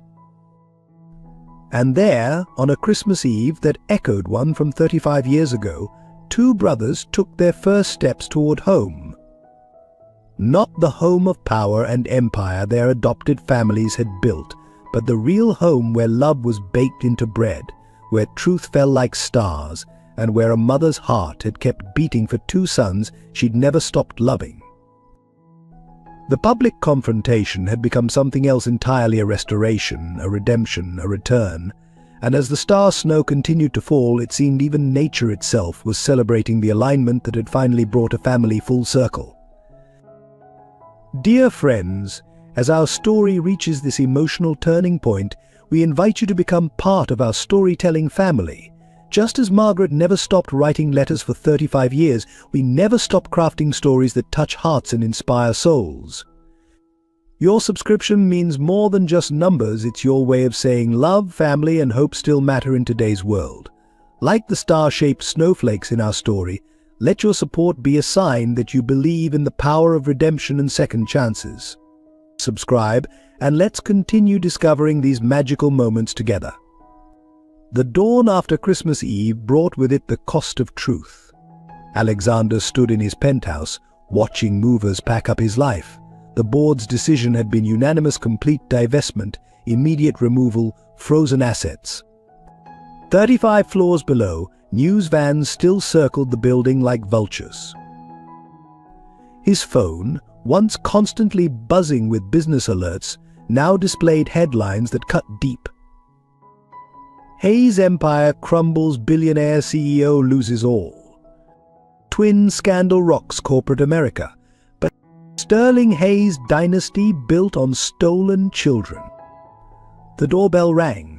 He opened it to find Elizabeth Hayes, his adoptive mother, looking older than he'd ever seen her. "The house is being seized," she said without preamble. "Everything we built. Gone." She touched his cheek with trembling fingers. "Was it worth it, destroying your family for them?" Alexander caught her hand gently. "You taught me that family is built on truth. Or was that just another corporate strategy?" She flinched. "We gave you everything. Except the one thing I needed: the truth about who I was." His phone buzzed. Davidson with more losses to report. The Children's Hospital project cancelled. Charitable foundations frozen. Investment portfolios liquidated. Properties seized. But it was the next message that made his blood run cold. From Sarah, the treatment center called. "Insurance denied Margaret's coverage. They're stopping treatment tomorrow." Elizabeth saw his face change. "You can't help her now," she said softly. "You have nothing left to give." Alexander looked around his emptying penthouse at the trappings of success being boxed away. "You're wrong. I have the only thing that matters: the truth. Truth won't pay for cancer treatment." "No," he agreed, touching his birthmark, "but it will set us free." His phone rang again. Richard, his twin brother, speaking for the first time since their revelation. "They're taking everything from me too. Father's under house arrest. The empire's burning." A pause. "But I keep thinking about her voice, singing that lullaby." "Come to the bakery," Alexander said suddenly. "Bring whatever documents you have. It's time we write our own story. They'll destroy what's left of us." Maybe Alexander looked at the city below, at the life he'd built and lost. Or maybe we'll finally build something real. Elizabeth watched him pack a single box: Margaret's letters, Emma's mother's diary, the evidence of love that had survived 35 years of silence. "You really are her son," she said finally, understanding and regret mingling in her voice. "We tried to make you into something else, but you have her heart." "I have her strength," he corrected, "and her courage to choose love over power." His phone lit up with Davidson's final report. Current net worth $0. Available assets none. Outstanding debts mounting. Status bankrupt. Alexander smiled, a real smile that transformed his face. "Perfect," he said, surprising both Elizabeth and himself. "Now I can begin again, with nothing but truth and love to build on." "You're mad," Elizabeth whispered. "No," he picked up his box of treasures. "For the first time in my life, I'm sane." As he walked to the elevator, she called after him, "What will you do? Where will you go?" Alexander turned back one last time, snow starting to fall outside his window. Not star-shaped this time, just ordinary flakes, but beautiful in their own way. "I'm going home," he said simply, "to my mother's bakery, where love is baked into bread and truth falls like stars and family means more than fortune." The elevator doors closed on his old life, opening moments later to a lobby full of reporters. Their questions hit him like hail. "Mr. Hayes, how does it feel to lose everything? What about the Children's Hospital? Is it true about the twins?" Did you know all along? Alexander walked through them, holding his box of truth, his heart lighter with each step despite the losses mounting around him. Outside, his luxury car was gone, replaced by Sarah's old pickup truck. "Your chariot awaits," she smiled, "though it's not quite what you're used to." "It's perfect," he said, meaning it. "It'll get me home." As they drove through the morning traffic, his phone buzzed one last time. "Emma, Grandma's asking for you. She says stars align not just to guide us home, but to show us what really matters." Alexander touched his birthmark, thinking of his twin doing the same somewhere across the city. They'd lost their empires, their fortunes, their carefully constructed lives. But as Sarah's truck carried him toward the bakery that smelled of love and truth, he realized he'd never felt richer. The losses were staggering, the cost of truth astronomical. But sitting in a rusty pickup truck, carrying a box full of letters and love, Alexander Hayes was finally truly wealthy. Because sometimes you have to lose everything to find what you never knew you were looking for. And that, he realized, was worth all the fortunes in the world. The fractures began to show at Margaret's bakery that afternoon. The payment for her treatment had bounced, and the hospital was threatening to discontinue her care. Emma sat by the front window, watching snowplows clear away the magical star snow, leaving only grey slush behind. "They're saying we have to leave," Sarah reported quietly, showing Alexander the eviction notice. Despite their Christmas Eve victory, Sterling's old allies on the town council had found building code violations dating back decades. Richard paced the small space, his designer shoes leaving wet tracks on the worn floor. "This is insane. We were billionaires yesterday. How can we not find a way to?" "Because they've frozen everything," Alexander interrupted, watching Emma arrange and rearrange her mother's diary pages. Every account, every asset, every favor we could call in. The bell above the door chimed. Grace entered, her face grim. "The press is having a field day. They're calling it the twin tragedy, how the Sterling-Hayes conspiracy destroyed two of America's biggest companies." "Let them talk," Alexander said, but his voice betrayed his exhaustion. Emma looked up suddenly. "What about the other families?" They all turned to her. "The ones like my mom. The ones they hurt. Maybe if they all told their stories." Before anyone could respond, the door chimed again. Elizabeth Hayes and Catherine Sterling, their adoptive mothers, entered together, their expensive coats dusted with snow. "We've been talking," Elizabeth began. "Conspiring, you mean?" Richard's bitter laugh echoed his brother's thoughts. Catherine Sterling stepped forward. "We're here to make things right." "Like you did 35 years ago," Alexander's voice was ice. "No," Elizabeth pulled out a thick folder. "Like we should have done then. Everything we know, every document we kept, every truth we buried, it's all here." The brothers exchanged looks, 35 years of manipulation making them wary. Emma, however, had no such reservations. She walked up to both women, her young face serious. "Did you ever love them? Really love them, not just use them?" The question hung in the air like frost. Catherine broke first. "I couldn't have children," she whispered. "When James Senator Sterling offered us a baby, I didn't ask questions. I should have. But Richard became my whole world." "We both convinced ourselves we were giving you better lives," Elizabeth added.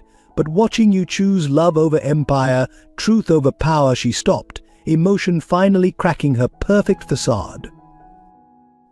The bakery door chimed again. Davidson, carrying more files. Sirs, he corrected, looking between the brothers. "There's something you need to see."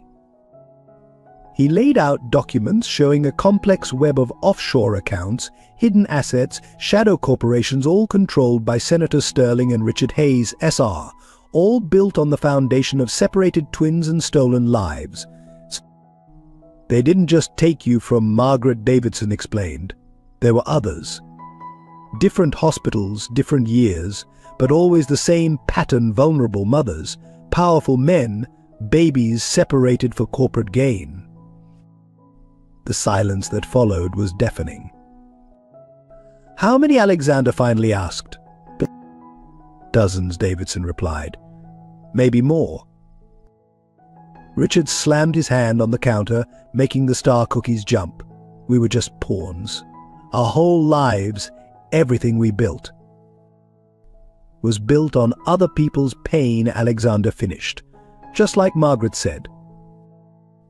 Emma touched the star cookies gently, straightening them. "Mom used to say that broken things, when put back together, are stronger at the breaks." The adults looked at this child who had lost so much yet understood so much more. The bakery phone rang the hospital. Sarah answered, her face paling. "Margaret's numbers are dropping. The stress, the stop treatment, they're saying." She couldn't finish, but she didn't need to. The fractures were deepening, threatening to swallow them all. Alexander looked around the bakery at his newfound brother, their adoptive mothers carrying 3 decades of guilt, Emma's quiet strength, Sarah and Grace's unwavering loyalty, at the star cookies and Christmas letters and evidence of loves lost and found. His phone buzzed one last time, a message from Margaret. "Remember what I taught you about bread, how it needs both pressure and rest, how it breaks down before it rises. Family is like that too." The fractures were deep, but maybe, just maybe, they could be the spaces where new love could grow. Richard seemed to read his thoughts. "We spent our lives competing, building empires designed to destroy each other. What if?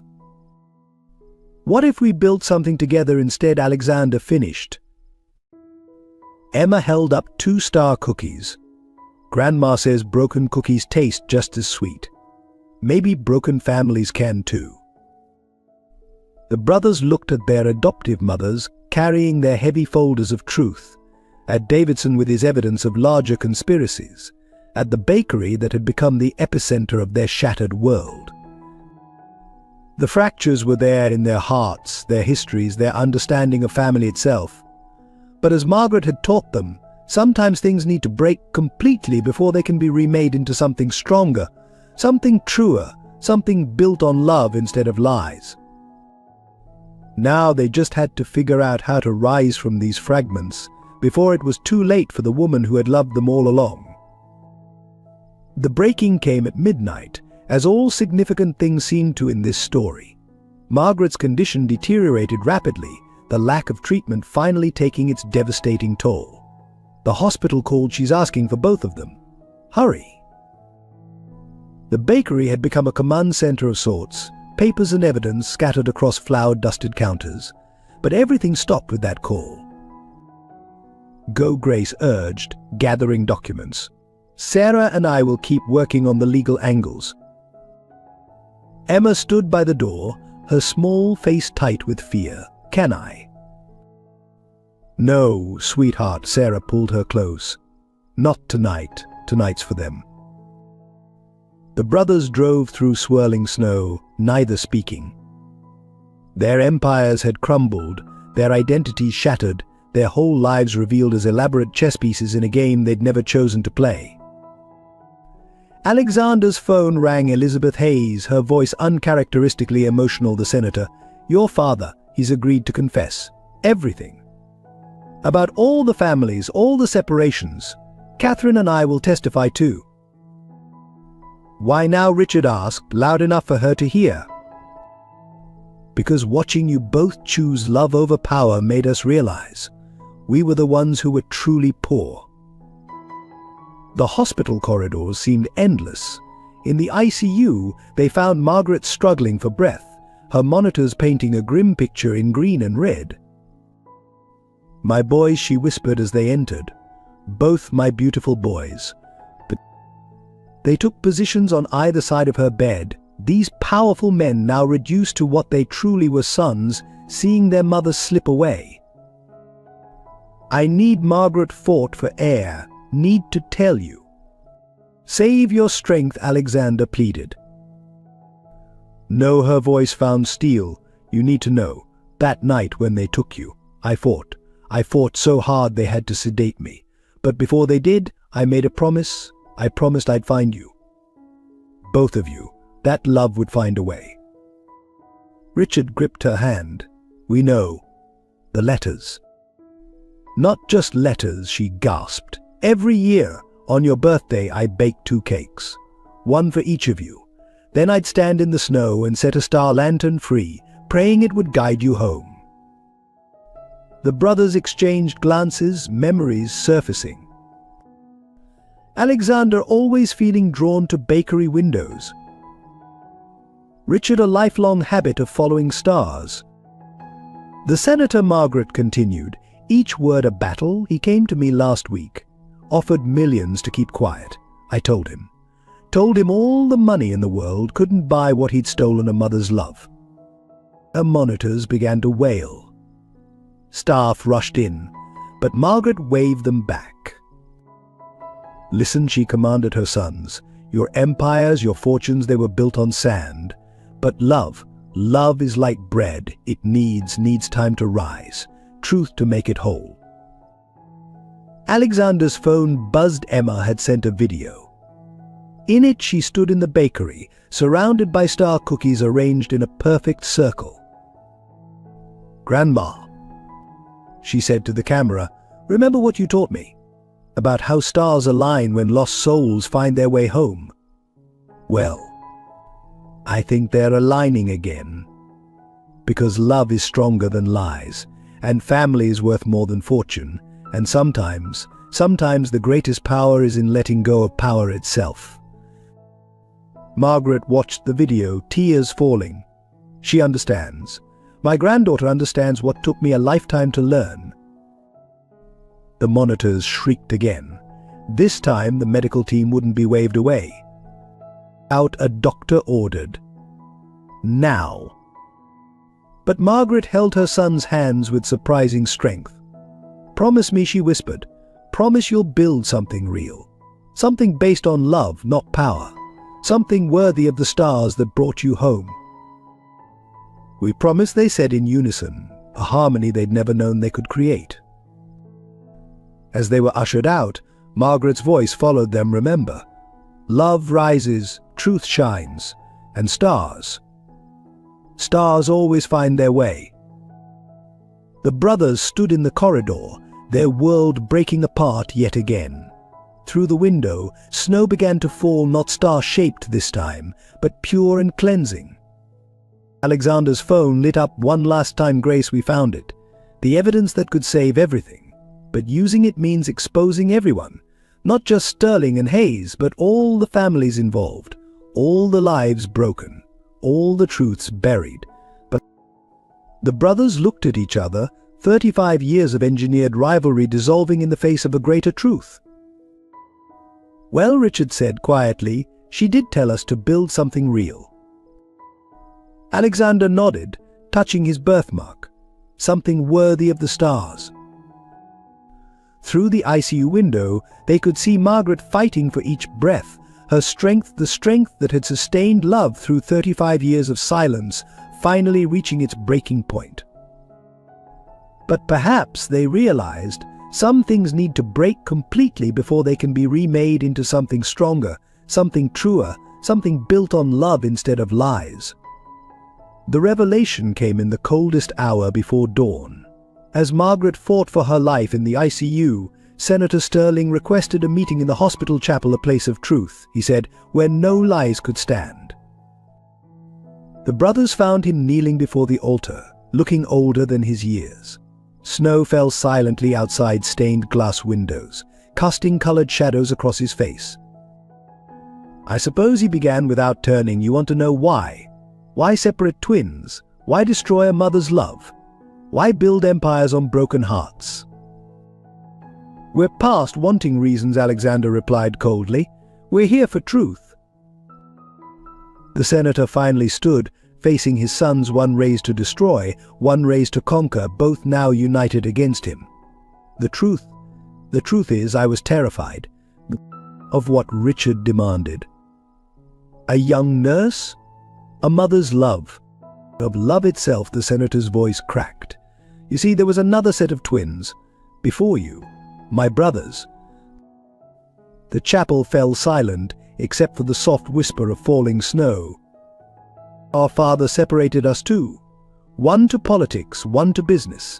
A perfect division of power, he laughed bitterly. My brother died thinking we were enemies. And I convinced myself it was necessary. That love was weakness. That power was the only truth worth having. Alexander touched his birthmark. So you repeated the pattern, used us as pawns. I perfected it, the senator corrected. Found other twins, other vulnerable mothers. Created a network of separated siblings, all raised to compete, to destroy too. And to what Richard interrupted. To prove love doesn't matter. To prove I was right. That power matters more than blood. That empire is stronger than family. He turned to the stained glass window, where colored light fractured the falling snow. But then I saw you both tonight, choosing love over everything we built. And I realized I've spent my life proving myself wrong. His phone buzzed a message with a photo attached. Opening it revealed a faded image, two boys with identical birthmarks, one in a business suit, one in military uniform, both smiling before life and lies tore them apart. Your uncle, the senator whispered, died thinking I hated him. The truth is, I loved him so much it terrified me, just like your mother's love terrified me. Love makes you vulnerable. Power makes you safe. No, Alexander said quietly. Power makes you alone. Richard stepped forward. Those other twins, the other families you destroyed. All part of a grand experiment.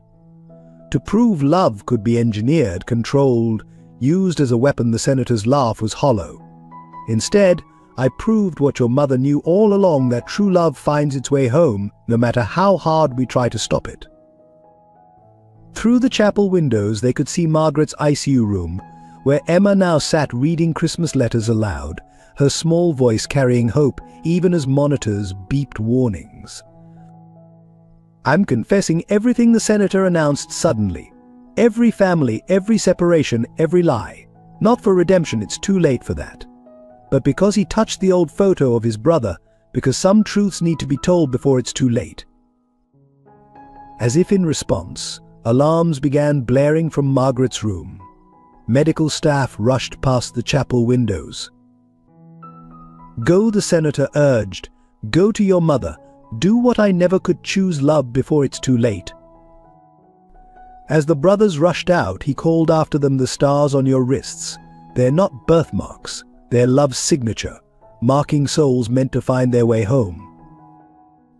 They ran through hospital corridors as dawn began to break, leaving their father alone in the chapel with his ghosts and his truths and his too late wisdom about love's power over empire.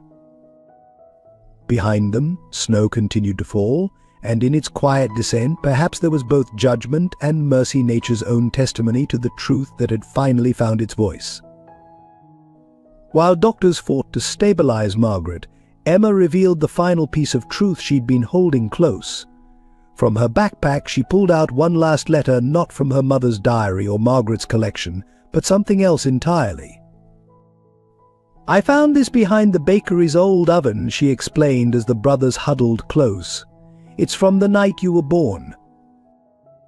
The paper was yellowed, scorched at the edges, a letter that had survived fire, time, and silence.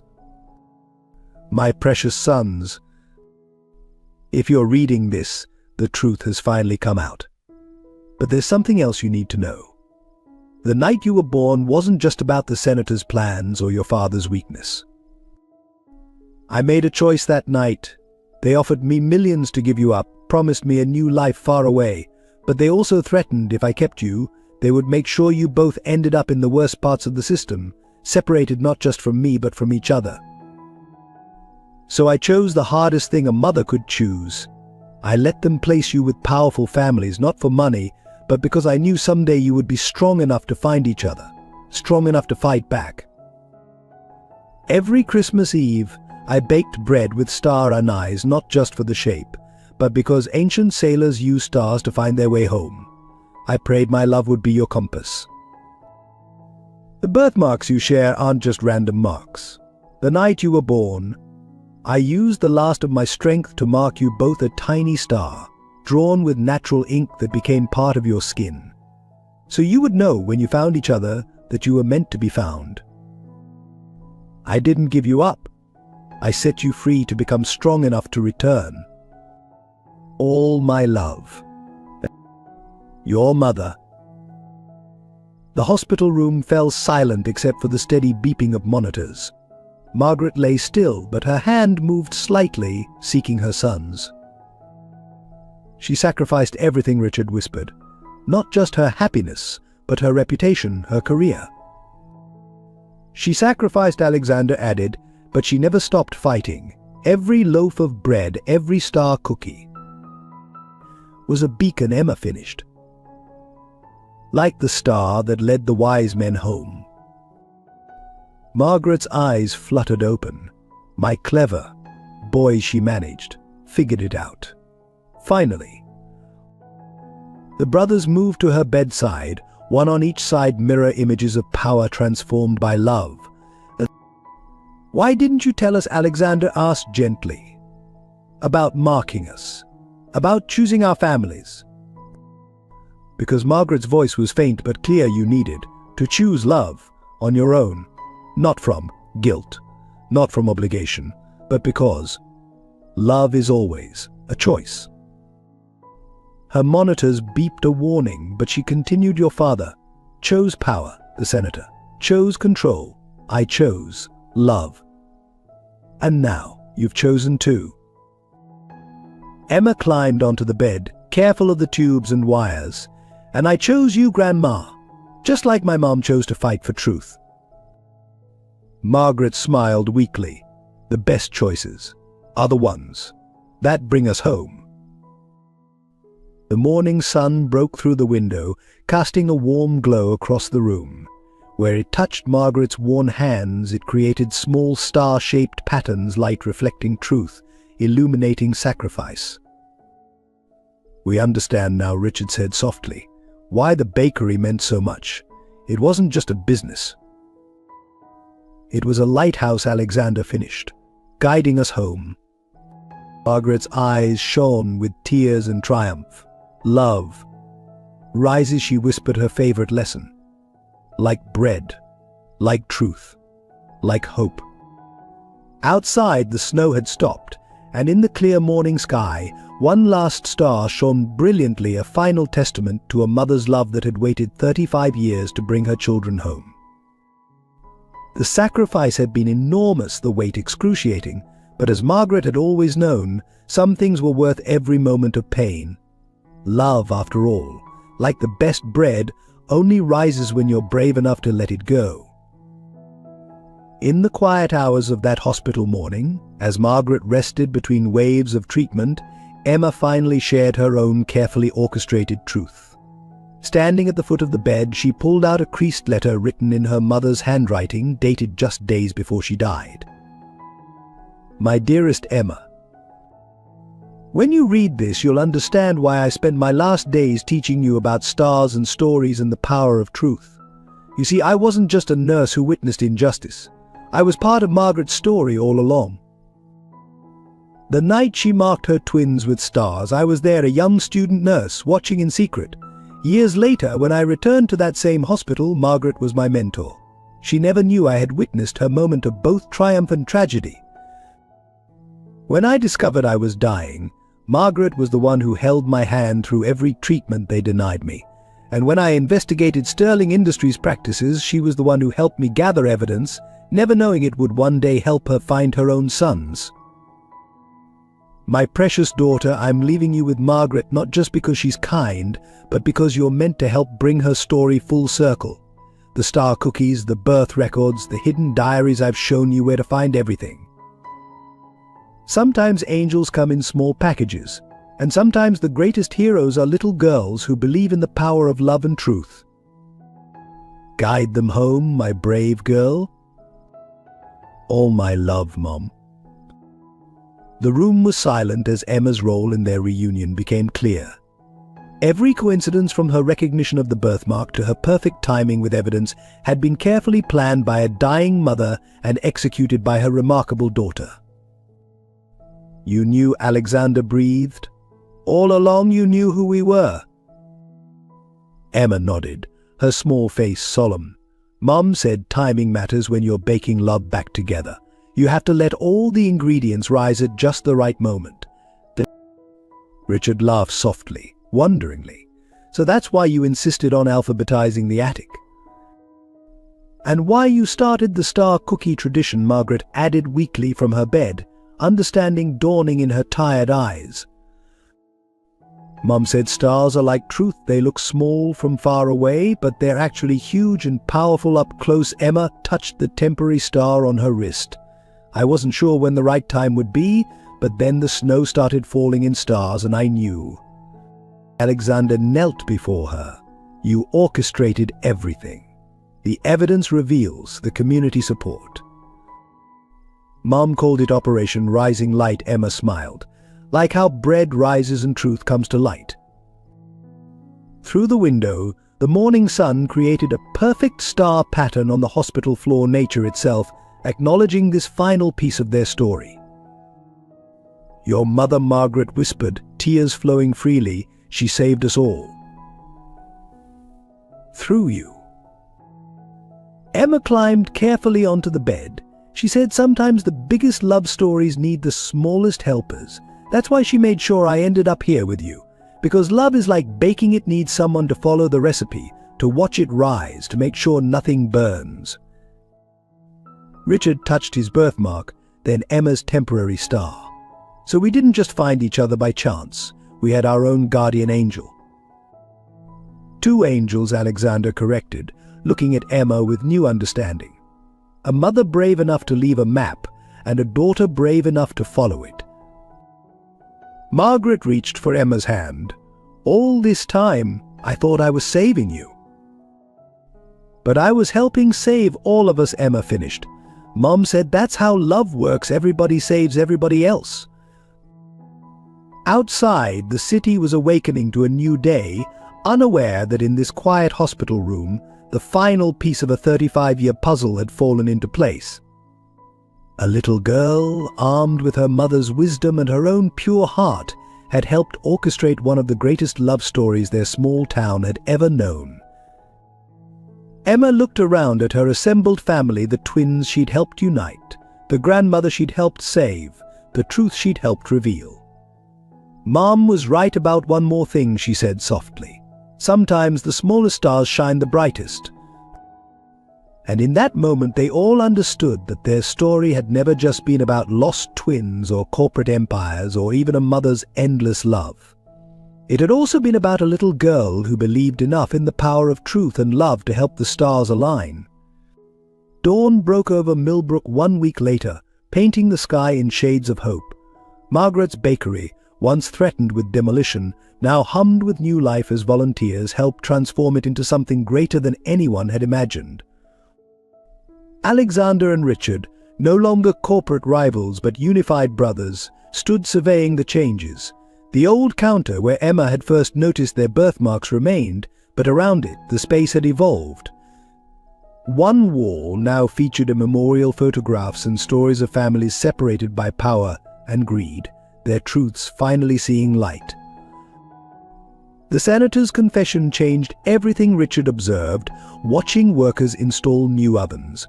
43 sets of twins, all separated for corporate gain. 43 families we can help reunite, Alexander corrected, adjusting blueprints for the bakery's expansion. The plan showed not just a business, but a healing center, part bakery, part gathering space, part resource hub for separated families seeking reconnection. Margaret, still weak but responding well to the treatment they'd finally secured, sat in her favorite chair directing traffic. Her recipe books lay open around her, but now they contained more than just baking instructions. They held the stories of every family they were helping, every truth being uncovered. "The bread needs to rise another 10 minutes, she called to Sarah, who was training new staff, all children of separated families, all part of their growing movement for truth and reconciliation. Emma darted between helpers, her star-shaped cookie cutters now famous across social media as symbols of hope. "Look," she exclaimed, holding up her tablet. 3 more families matched through the database. The database had been Grace's idea, combining birth records, hospital files, and the senator's confessions to create a way for separated siblings to find each other. Already, it had facilitated dozens of reunions. "Your mother would be so proud," Margaret told Emma softly, touching the little girl's temporary star that she still faithfully reapplied each morning. Elizabeth and Catherine arrived, carrying boxes of documents from their own archives. Their role in the cover-up had cost them their social standing, but as Catherine had observed, sometimes you have to lose status to gain soul. The bell above the door chimed as Davidson entered with the morning's news. Sterling Industries and Hayes International were being reformed under a new banner, Starlight Foundation, dedicated to healing the wounds their original incarnations had caused. "The first grant is approved," he announced. "Full funding for the Children's Hospital Project, with a special wing for families affected by medical discrimination."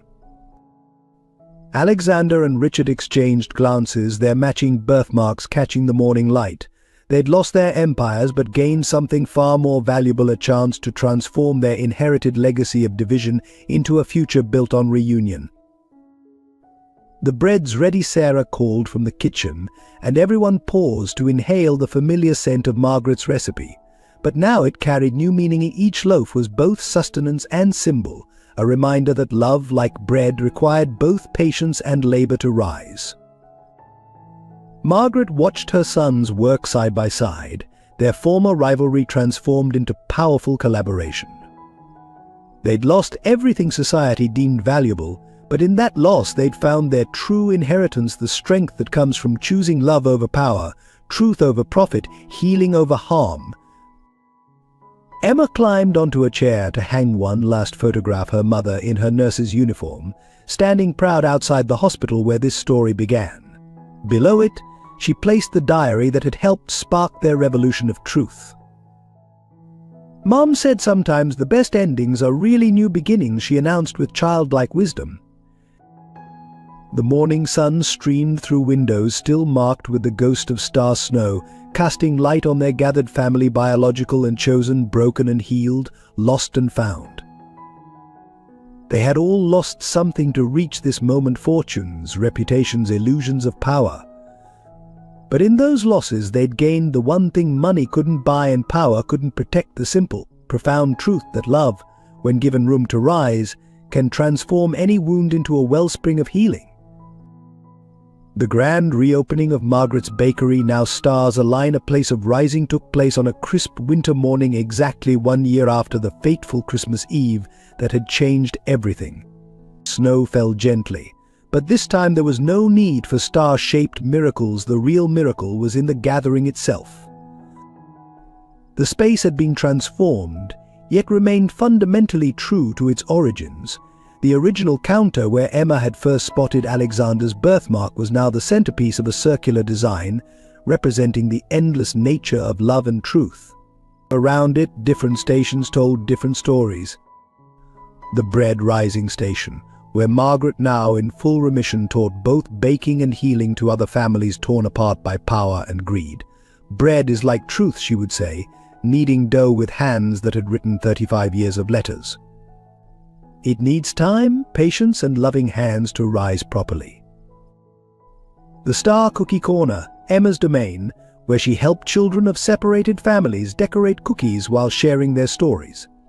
Each star shape now carried special meaning, patterns developed to help siblings recognize each other across time and distance. The Truth Library, Richard's contribution, housing records, documents, and resources for families searching for their lost ones. The senator's full confession occupied a special place, not as a testament to power's corruption, but as proof that truth eventually finds its way to light. The Healing Hub, Alexander's vision, where medical professionals volunteered to help families denied care by profit-driven systems. The Children's Hospital Project, now fully funded through the Starlight Foundation, had partnered with them to ensure no family would be torn apart by medical costs again. Sarah and Grace managed the day-to-day operations, turning Margaret's recipes into instruments of healing. Each loaf of bread, each star cookie became part of a larger recipe for redemption. "Look who's here," Emma called out, as another family entered, twins separated at birth, reuniting for the first time. Their matching birthmarks, different from the brothers' stars but equally meaningful, testified to another mother's love finding its way home. Elizabeth and Catherine had found their own redemption, using their social connections to help locate more separated families. Sometimes Elizabeth observed, watching the twins embrace, "The greatest wealth is in the healing we enable." Davidson, now head of the Starlight Foundation's investigative unit, arrived with more files, more stories, more chances for healing. 3 more matches confirmed, he reported, and the database keeps growing. The brothers stood together, watching their mother guide another parent through the process of healing and hope. They'd lost their corporate empires but gained something far more valuable, a chance to build something real, something based on love rather than power. "You know," Richard mused, "for all his faults, the senator was right about one thing: power does matter, just not the kind he thought." Alexander nodded, understanding. The power of truth, of love, of rising. Emma darted past with a fresh batch of star cookies, her temporary birthmark now accompanied by a small baker's hat. "Don't forget the power of cookies," she called over her shoulder, making them laugh. Margaret joined them. Her strength returned not just from successful treatment, but from the daily miracle of watching love heal what power had broken. "When I wrote those letters," she said softly, "I never imagined they'd help heal so many other families too." Through the windows, snow continued to fall on Millbrook, no longer a town divided by wealth and status but united in purpose. The old fountain where Alexander had first stood now flowed with heated water, never freezing, symbolic of the warmth that had transformed their community. Above the door, a new sign glowed softly, where stars align and love rises below it. In smaller letters, "Every family deserves to rise.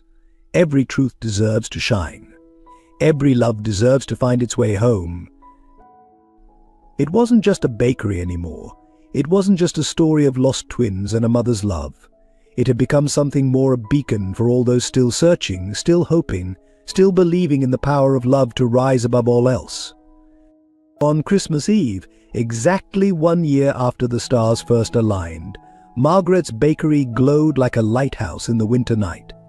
Inside, an extraordinary gathering was taking place, not just of their immediate family, but of all the families they'd helped reunite throughout the year.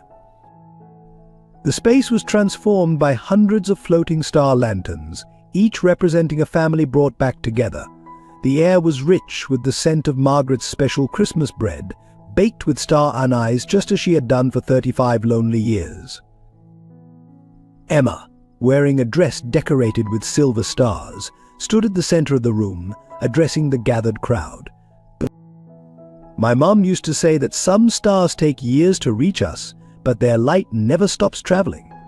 Like the love in this room, it took time to find its way, but it never stopped shining." Around her, the evidence of that truth was everywhere.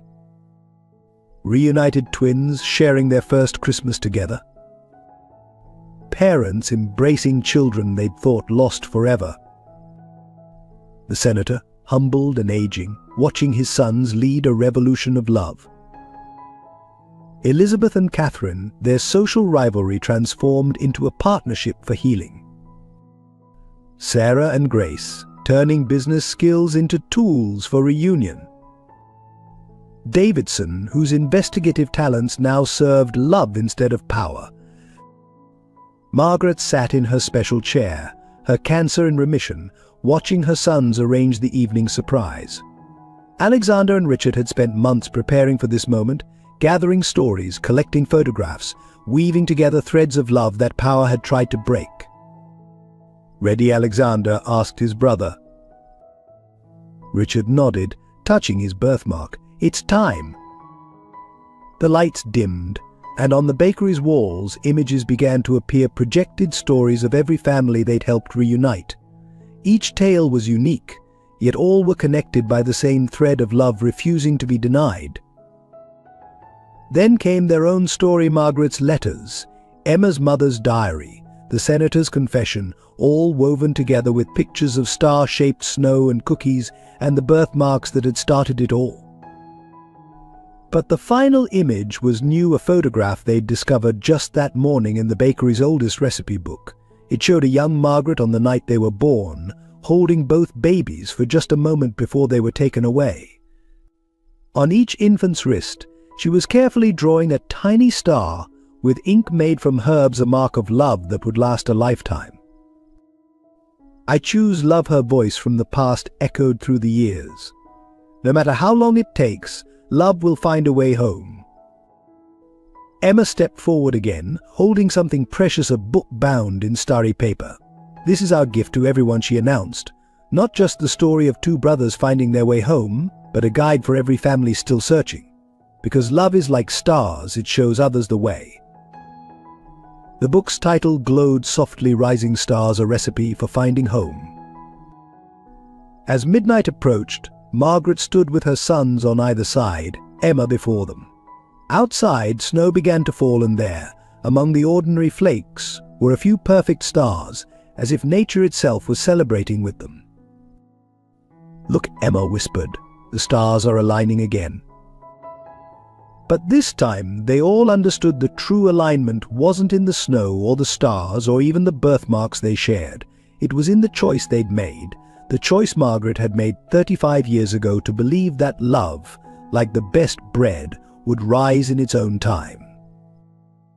The clock struck midnight, and as Christmas Eve became Christmas Day, hundreds of voices joined in song, not just carols, but a celebration of love's triumph over power, truth's victory over lies, hope's persistence over despair. Margaret looked around at her transformed bakery, no longer just a place of business, but a beacon of hope for all those still searching for their way home. Her sons, once raised to destroy each other, now stood united in love's purpose. Emma, wise beyond her years, carried her mother's legacy of truth and courage forward. And there, in that moment, as stars snow fell and love rose like the finest bread, they all understood the final truth, that some stories don't really end, they just keep rising, keep shining, keep guiding others home. For in the end, love, like stars, knows no boundaries. It simply lights the way, one heart at a time, until everyone finds their way back to where they belong. The end. Dear friends, if this story touched your heart and made you believe in the power of love and redemption, please consider joining our storytelling family. Like Margaret's letters that waited 35 years to find their way home, your support helps our stories reach those who need them most. Subscribe to our channel, share this tale with loved ones, and let us know in the comments how it resonated with you. Every like, share, and comment helps us continue creating stories that remind us all that love, like the finest bread, rises best when shared. Together, let's keep spreading hope, one story at a time.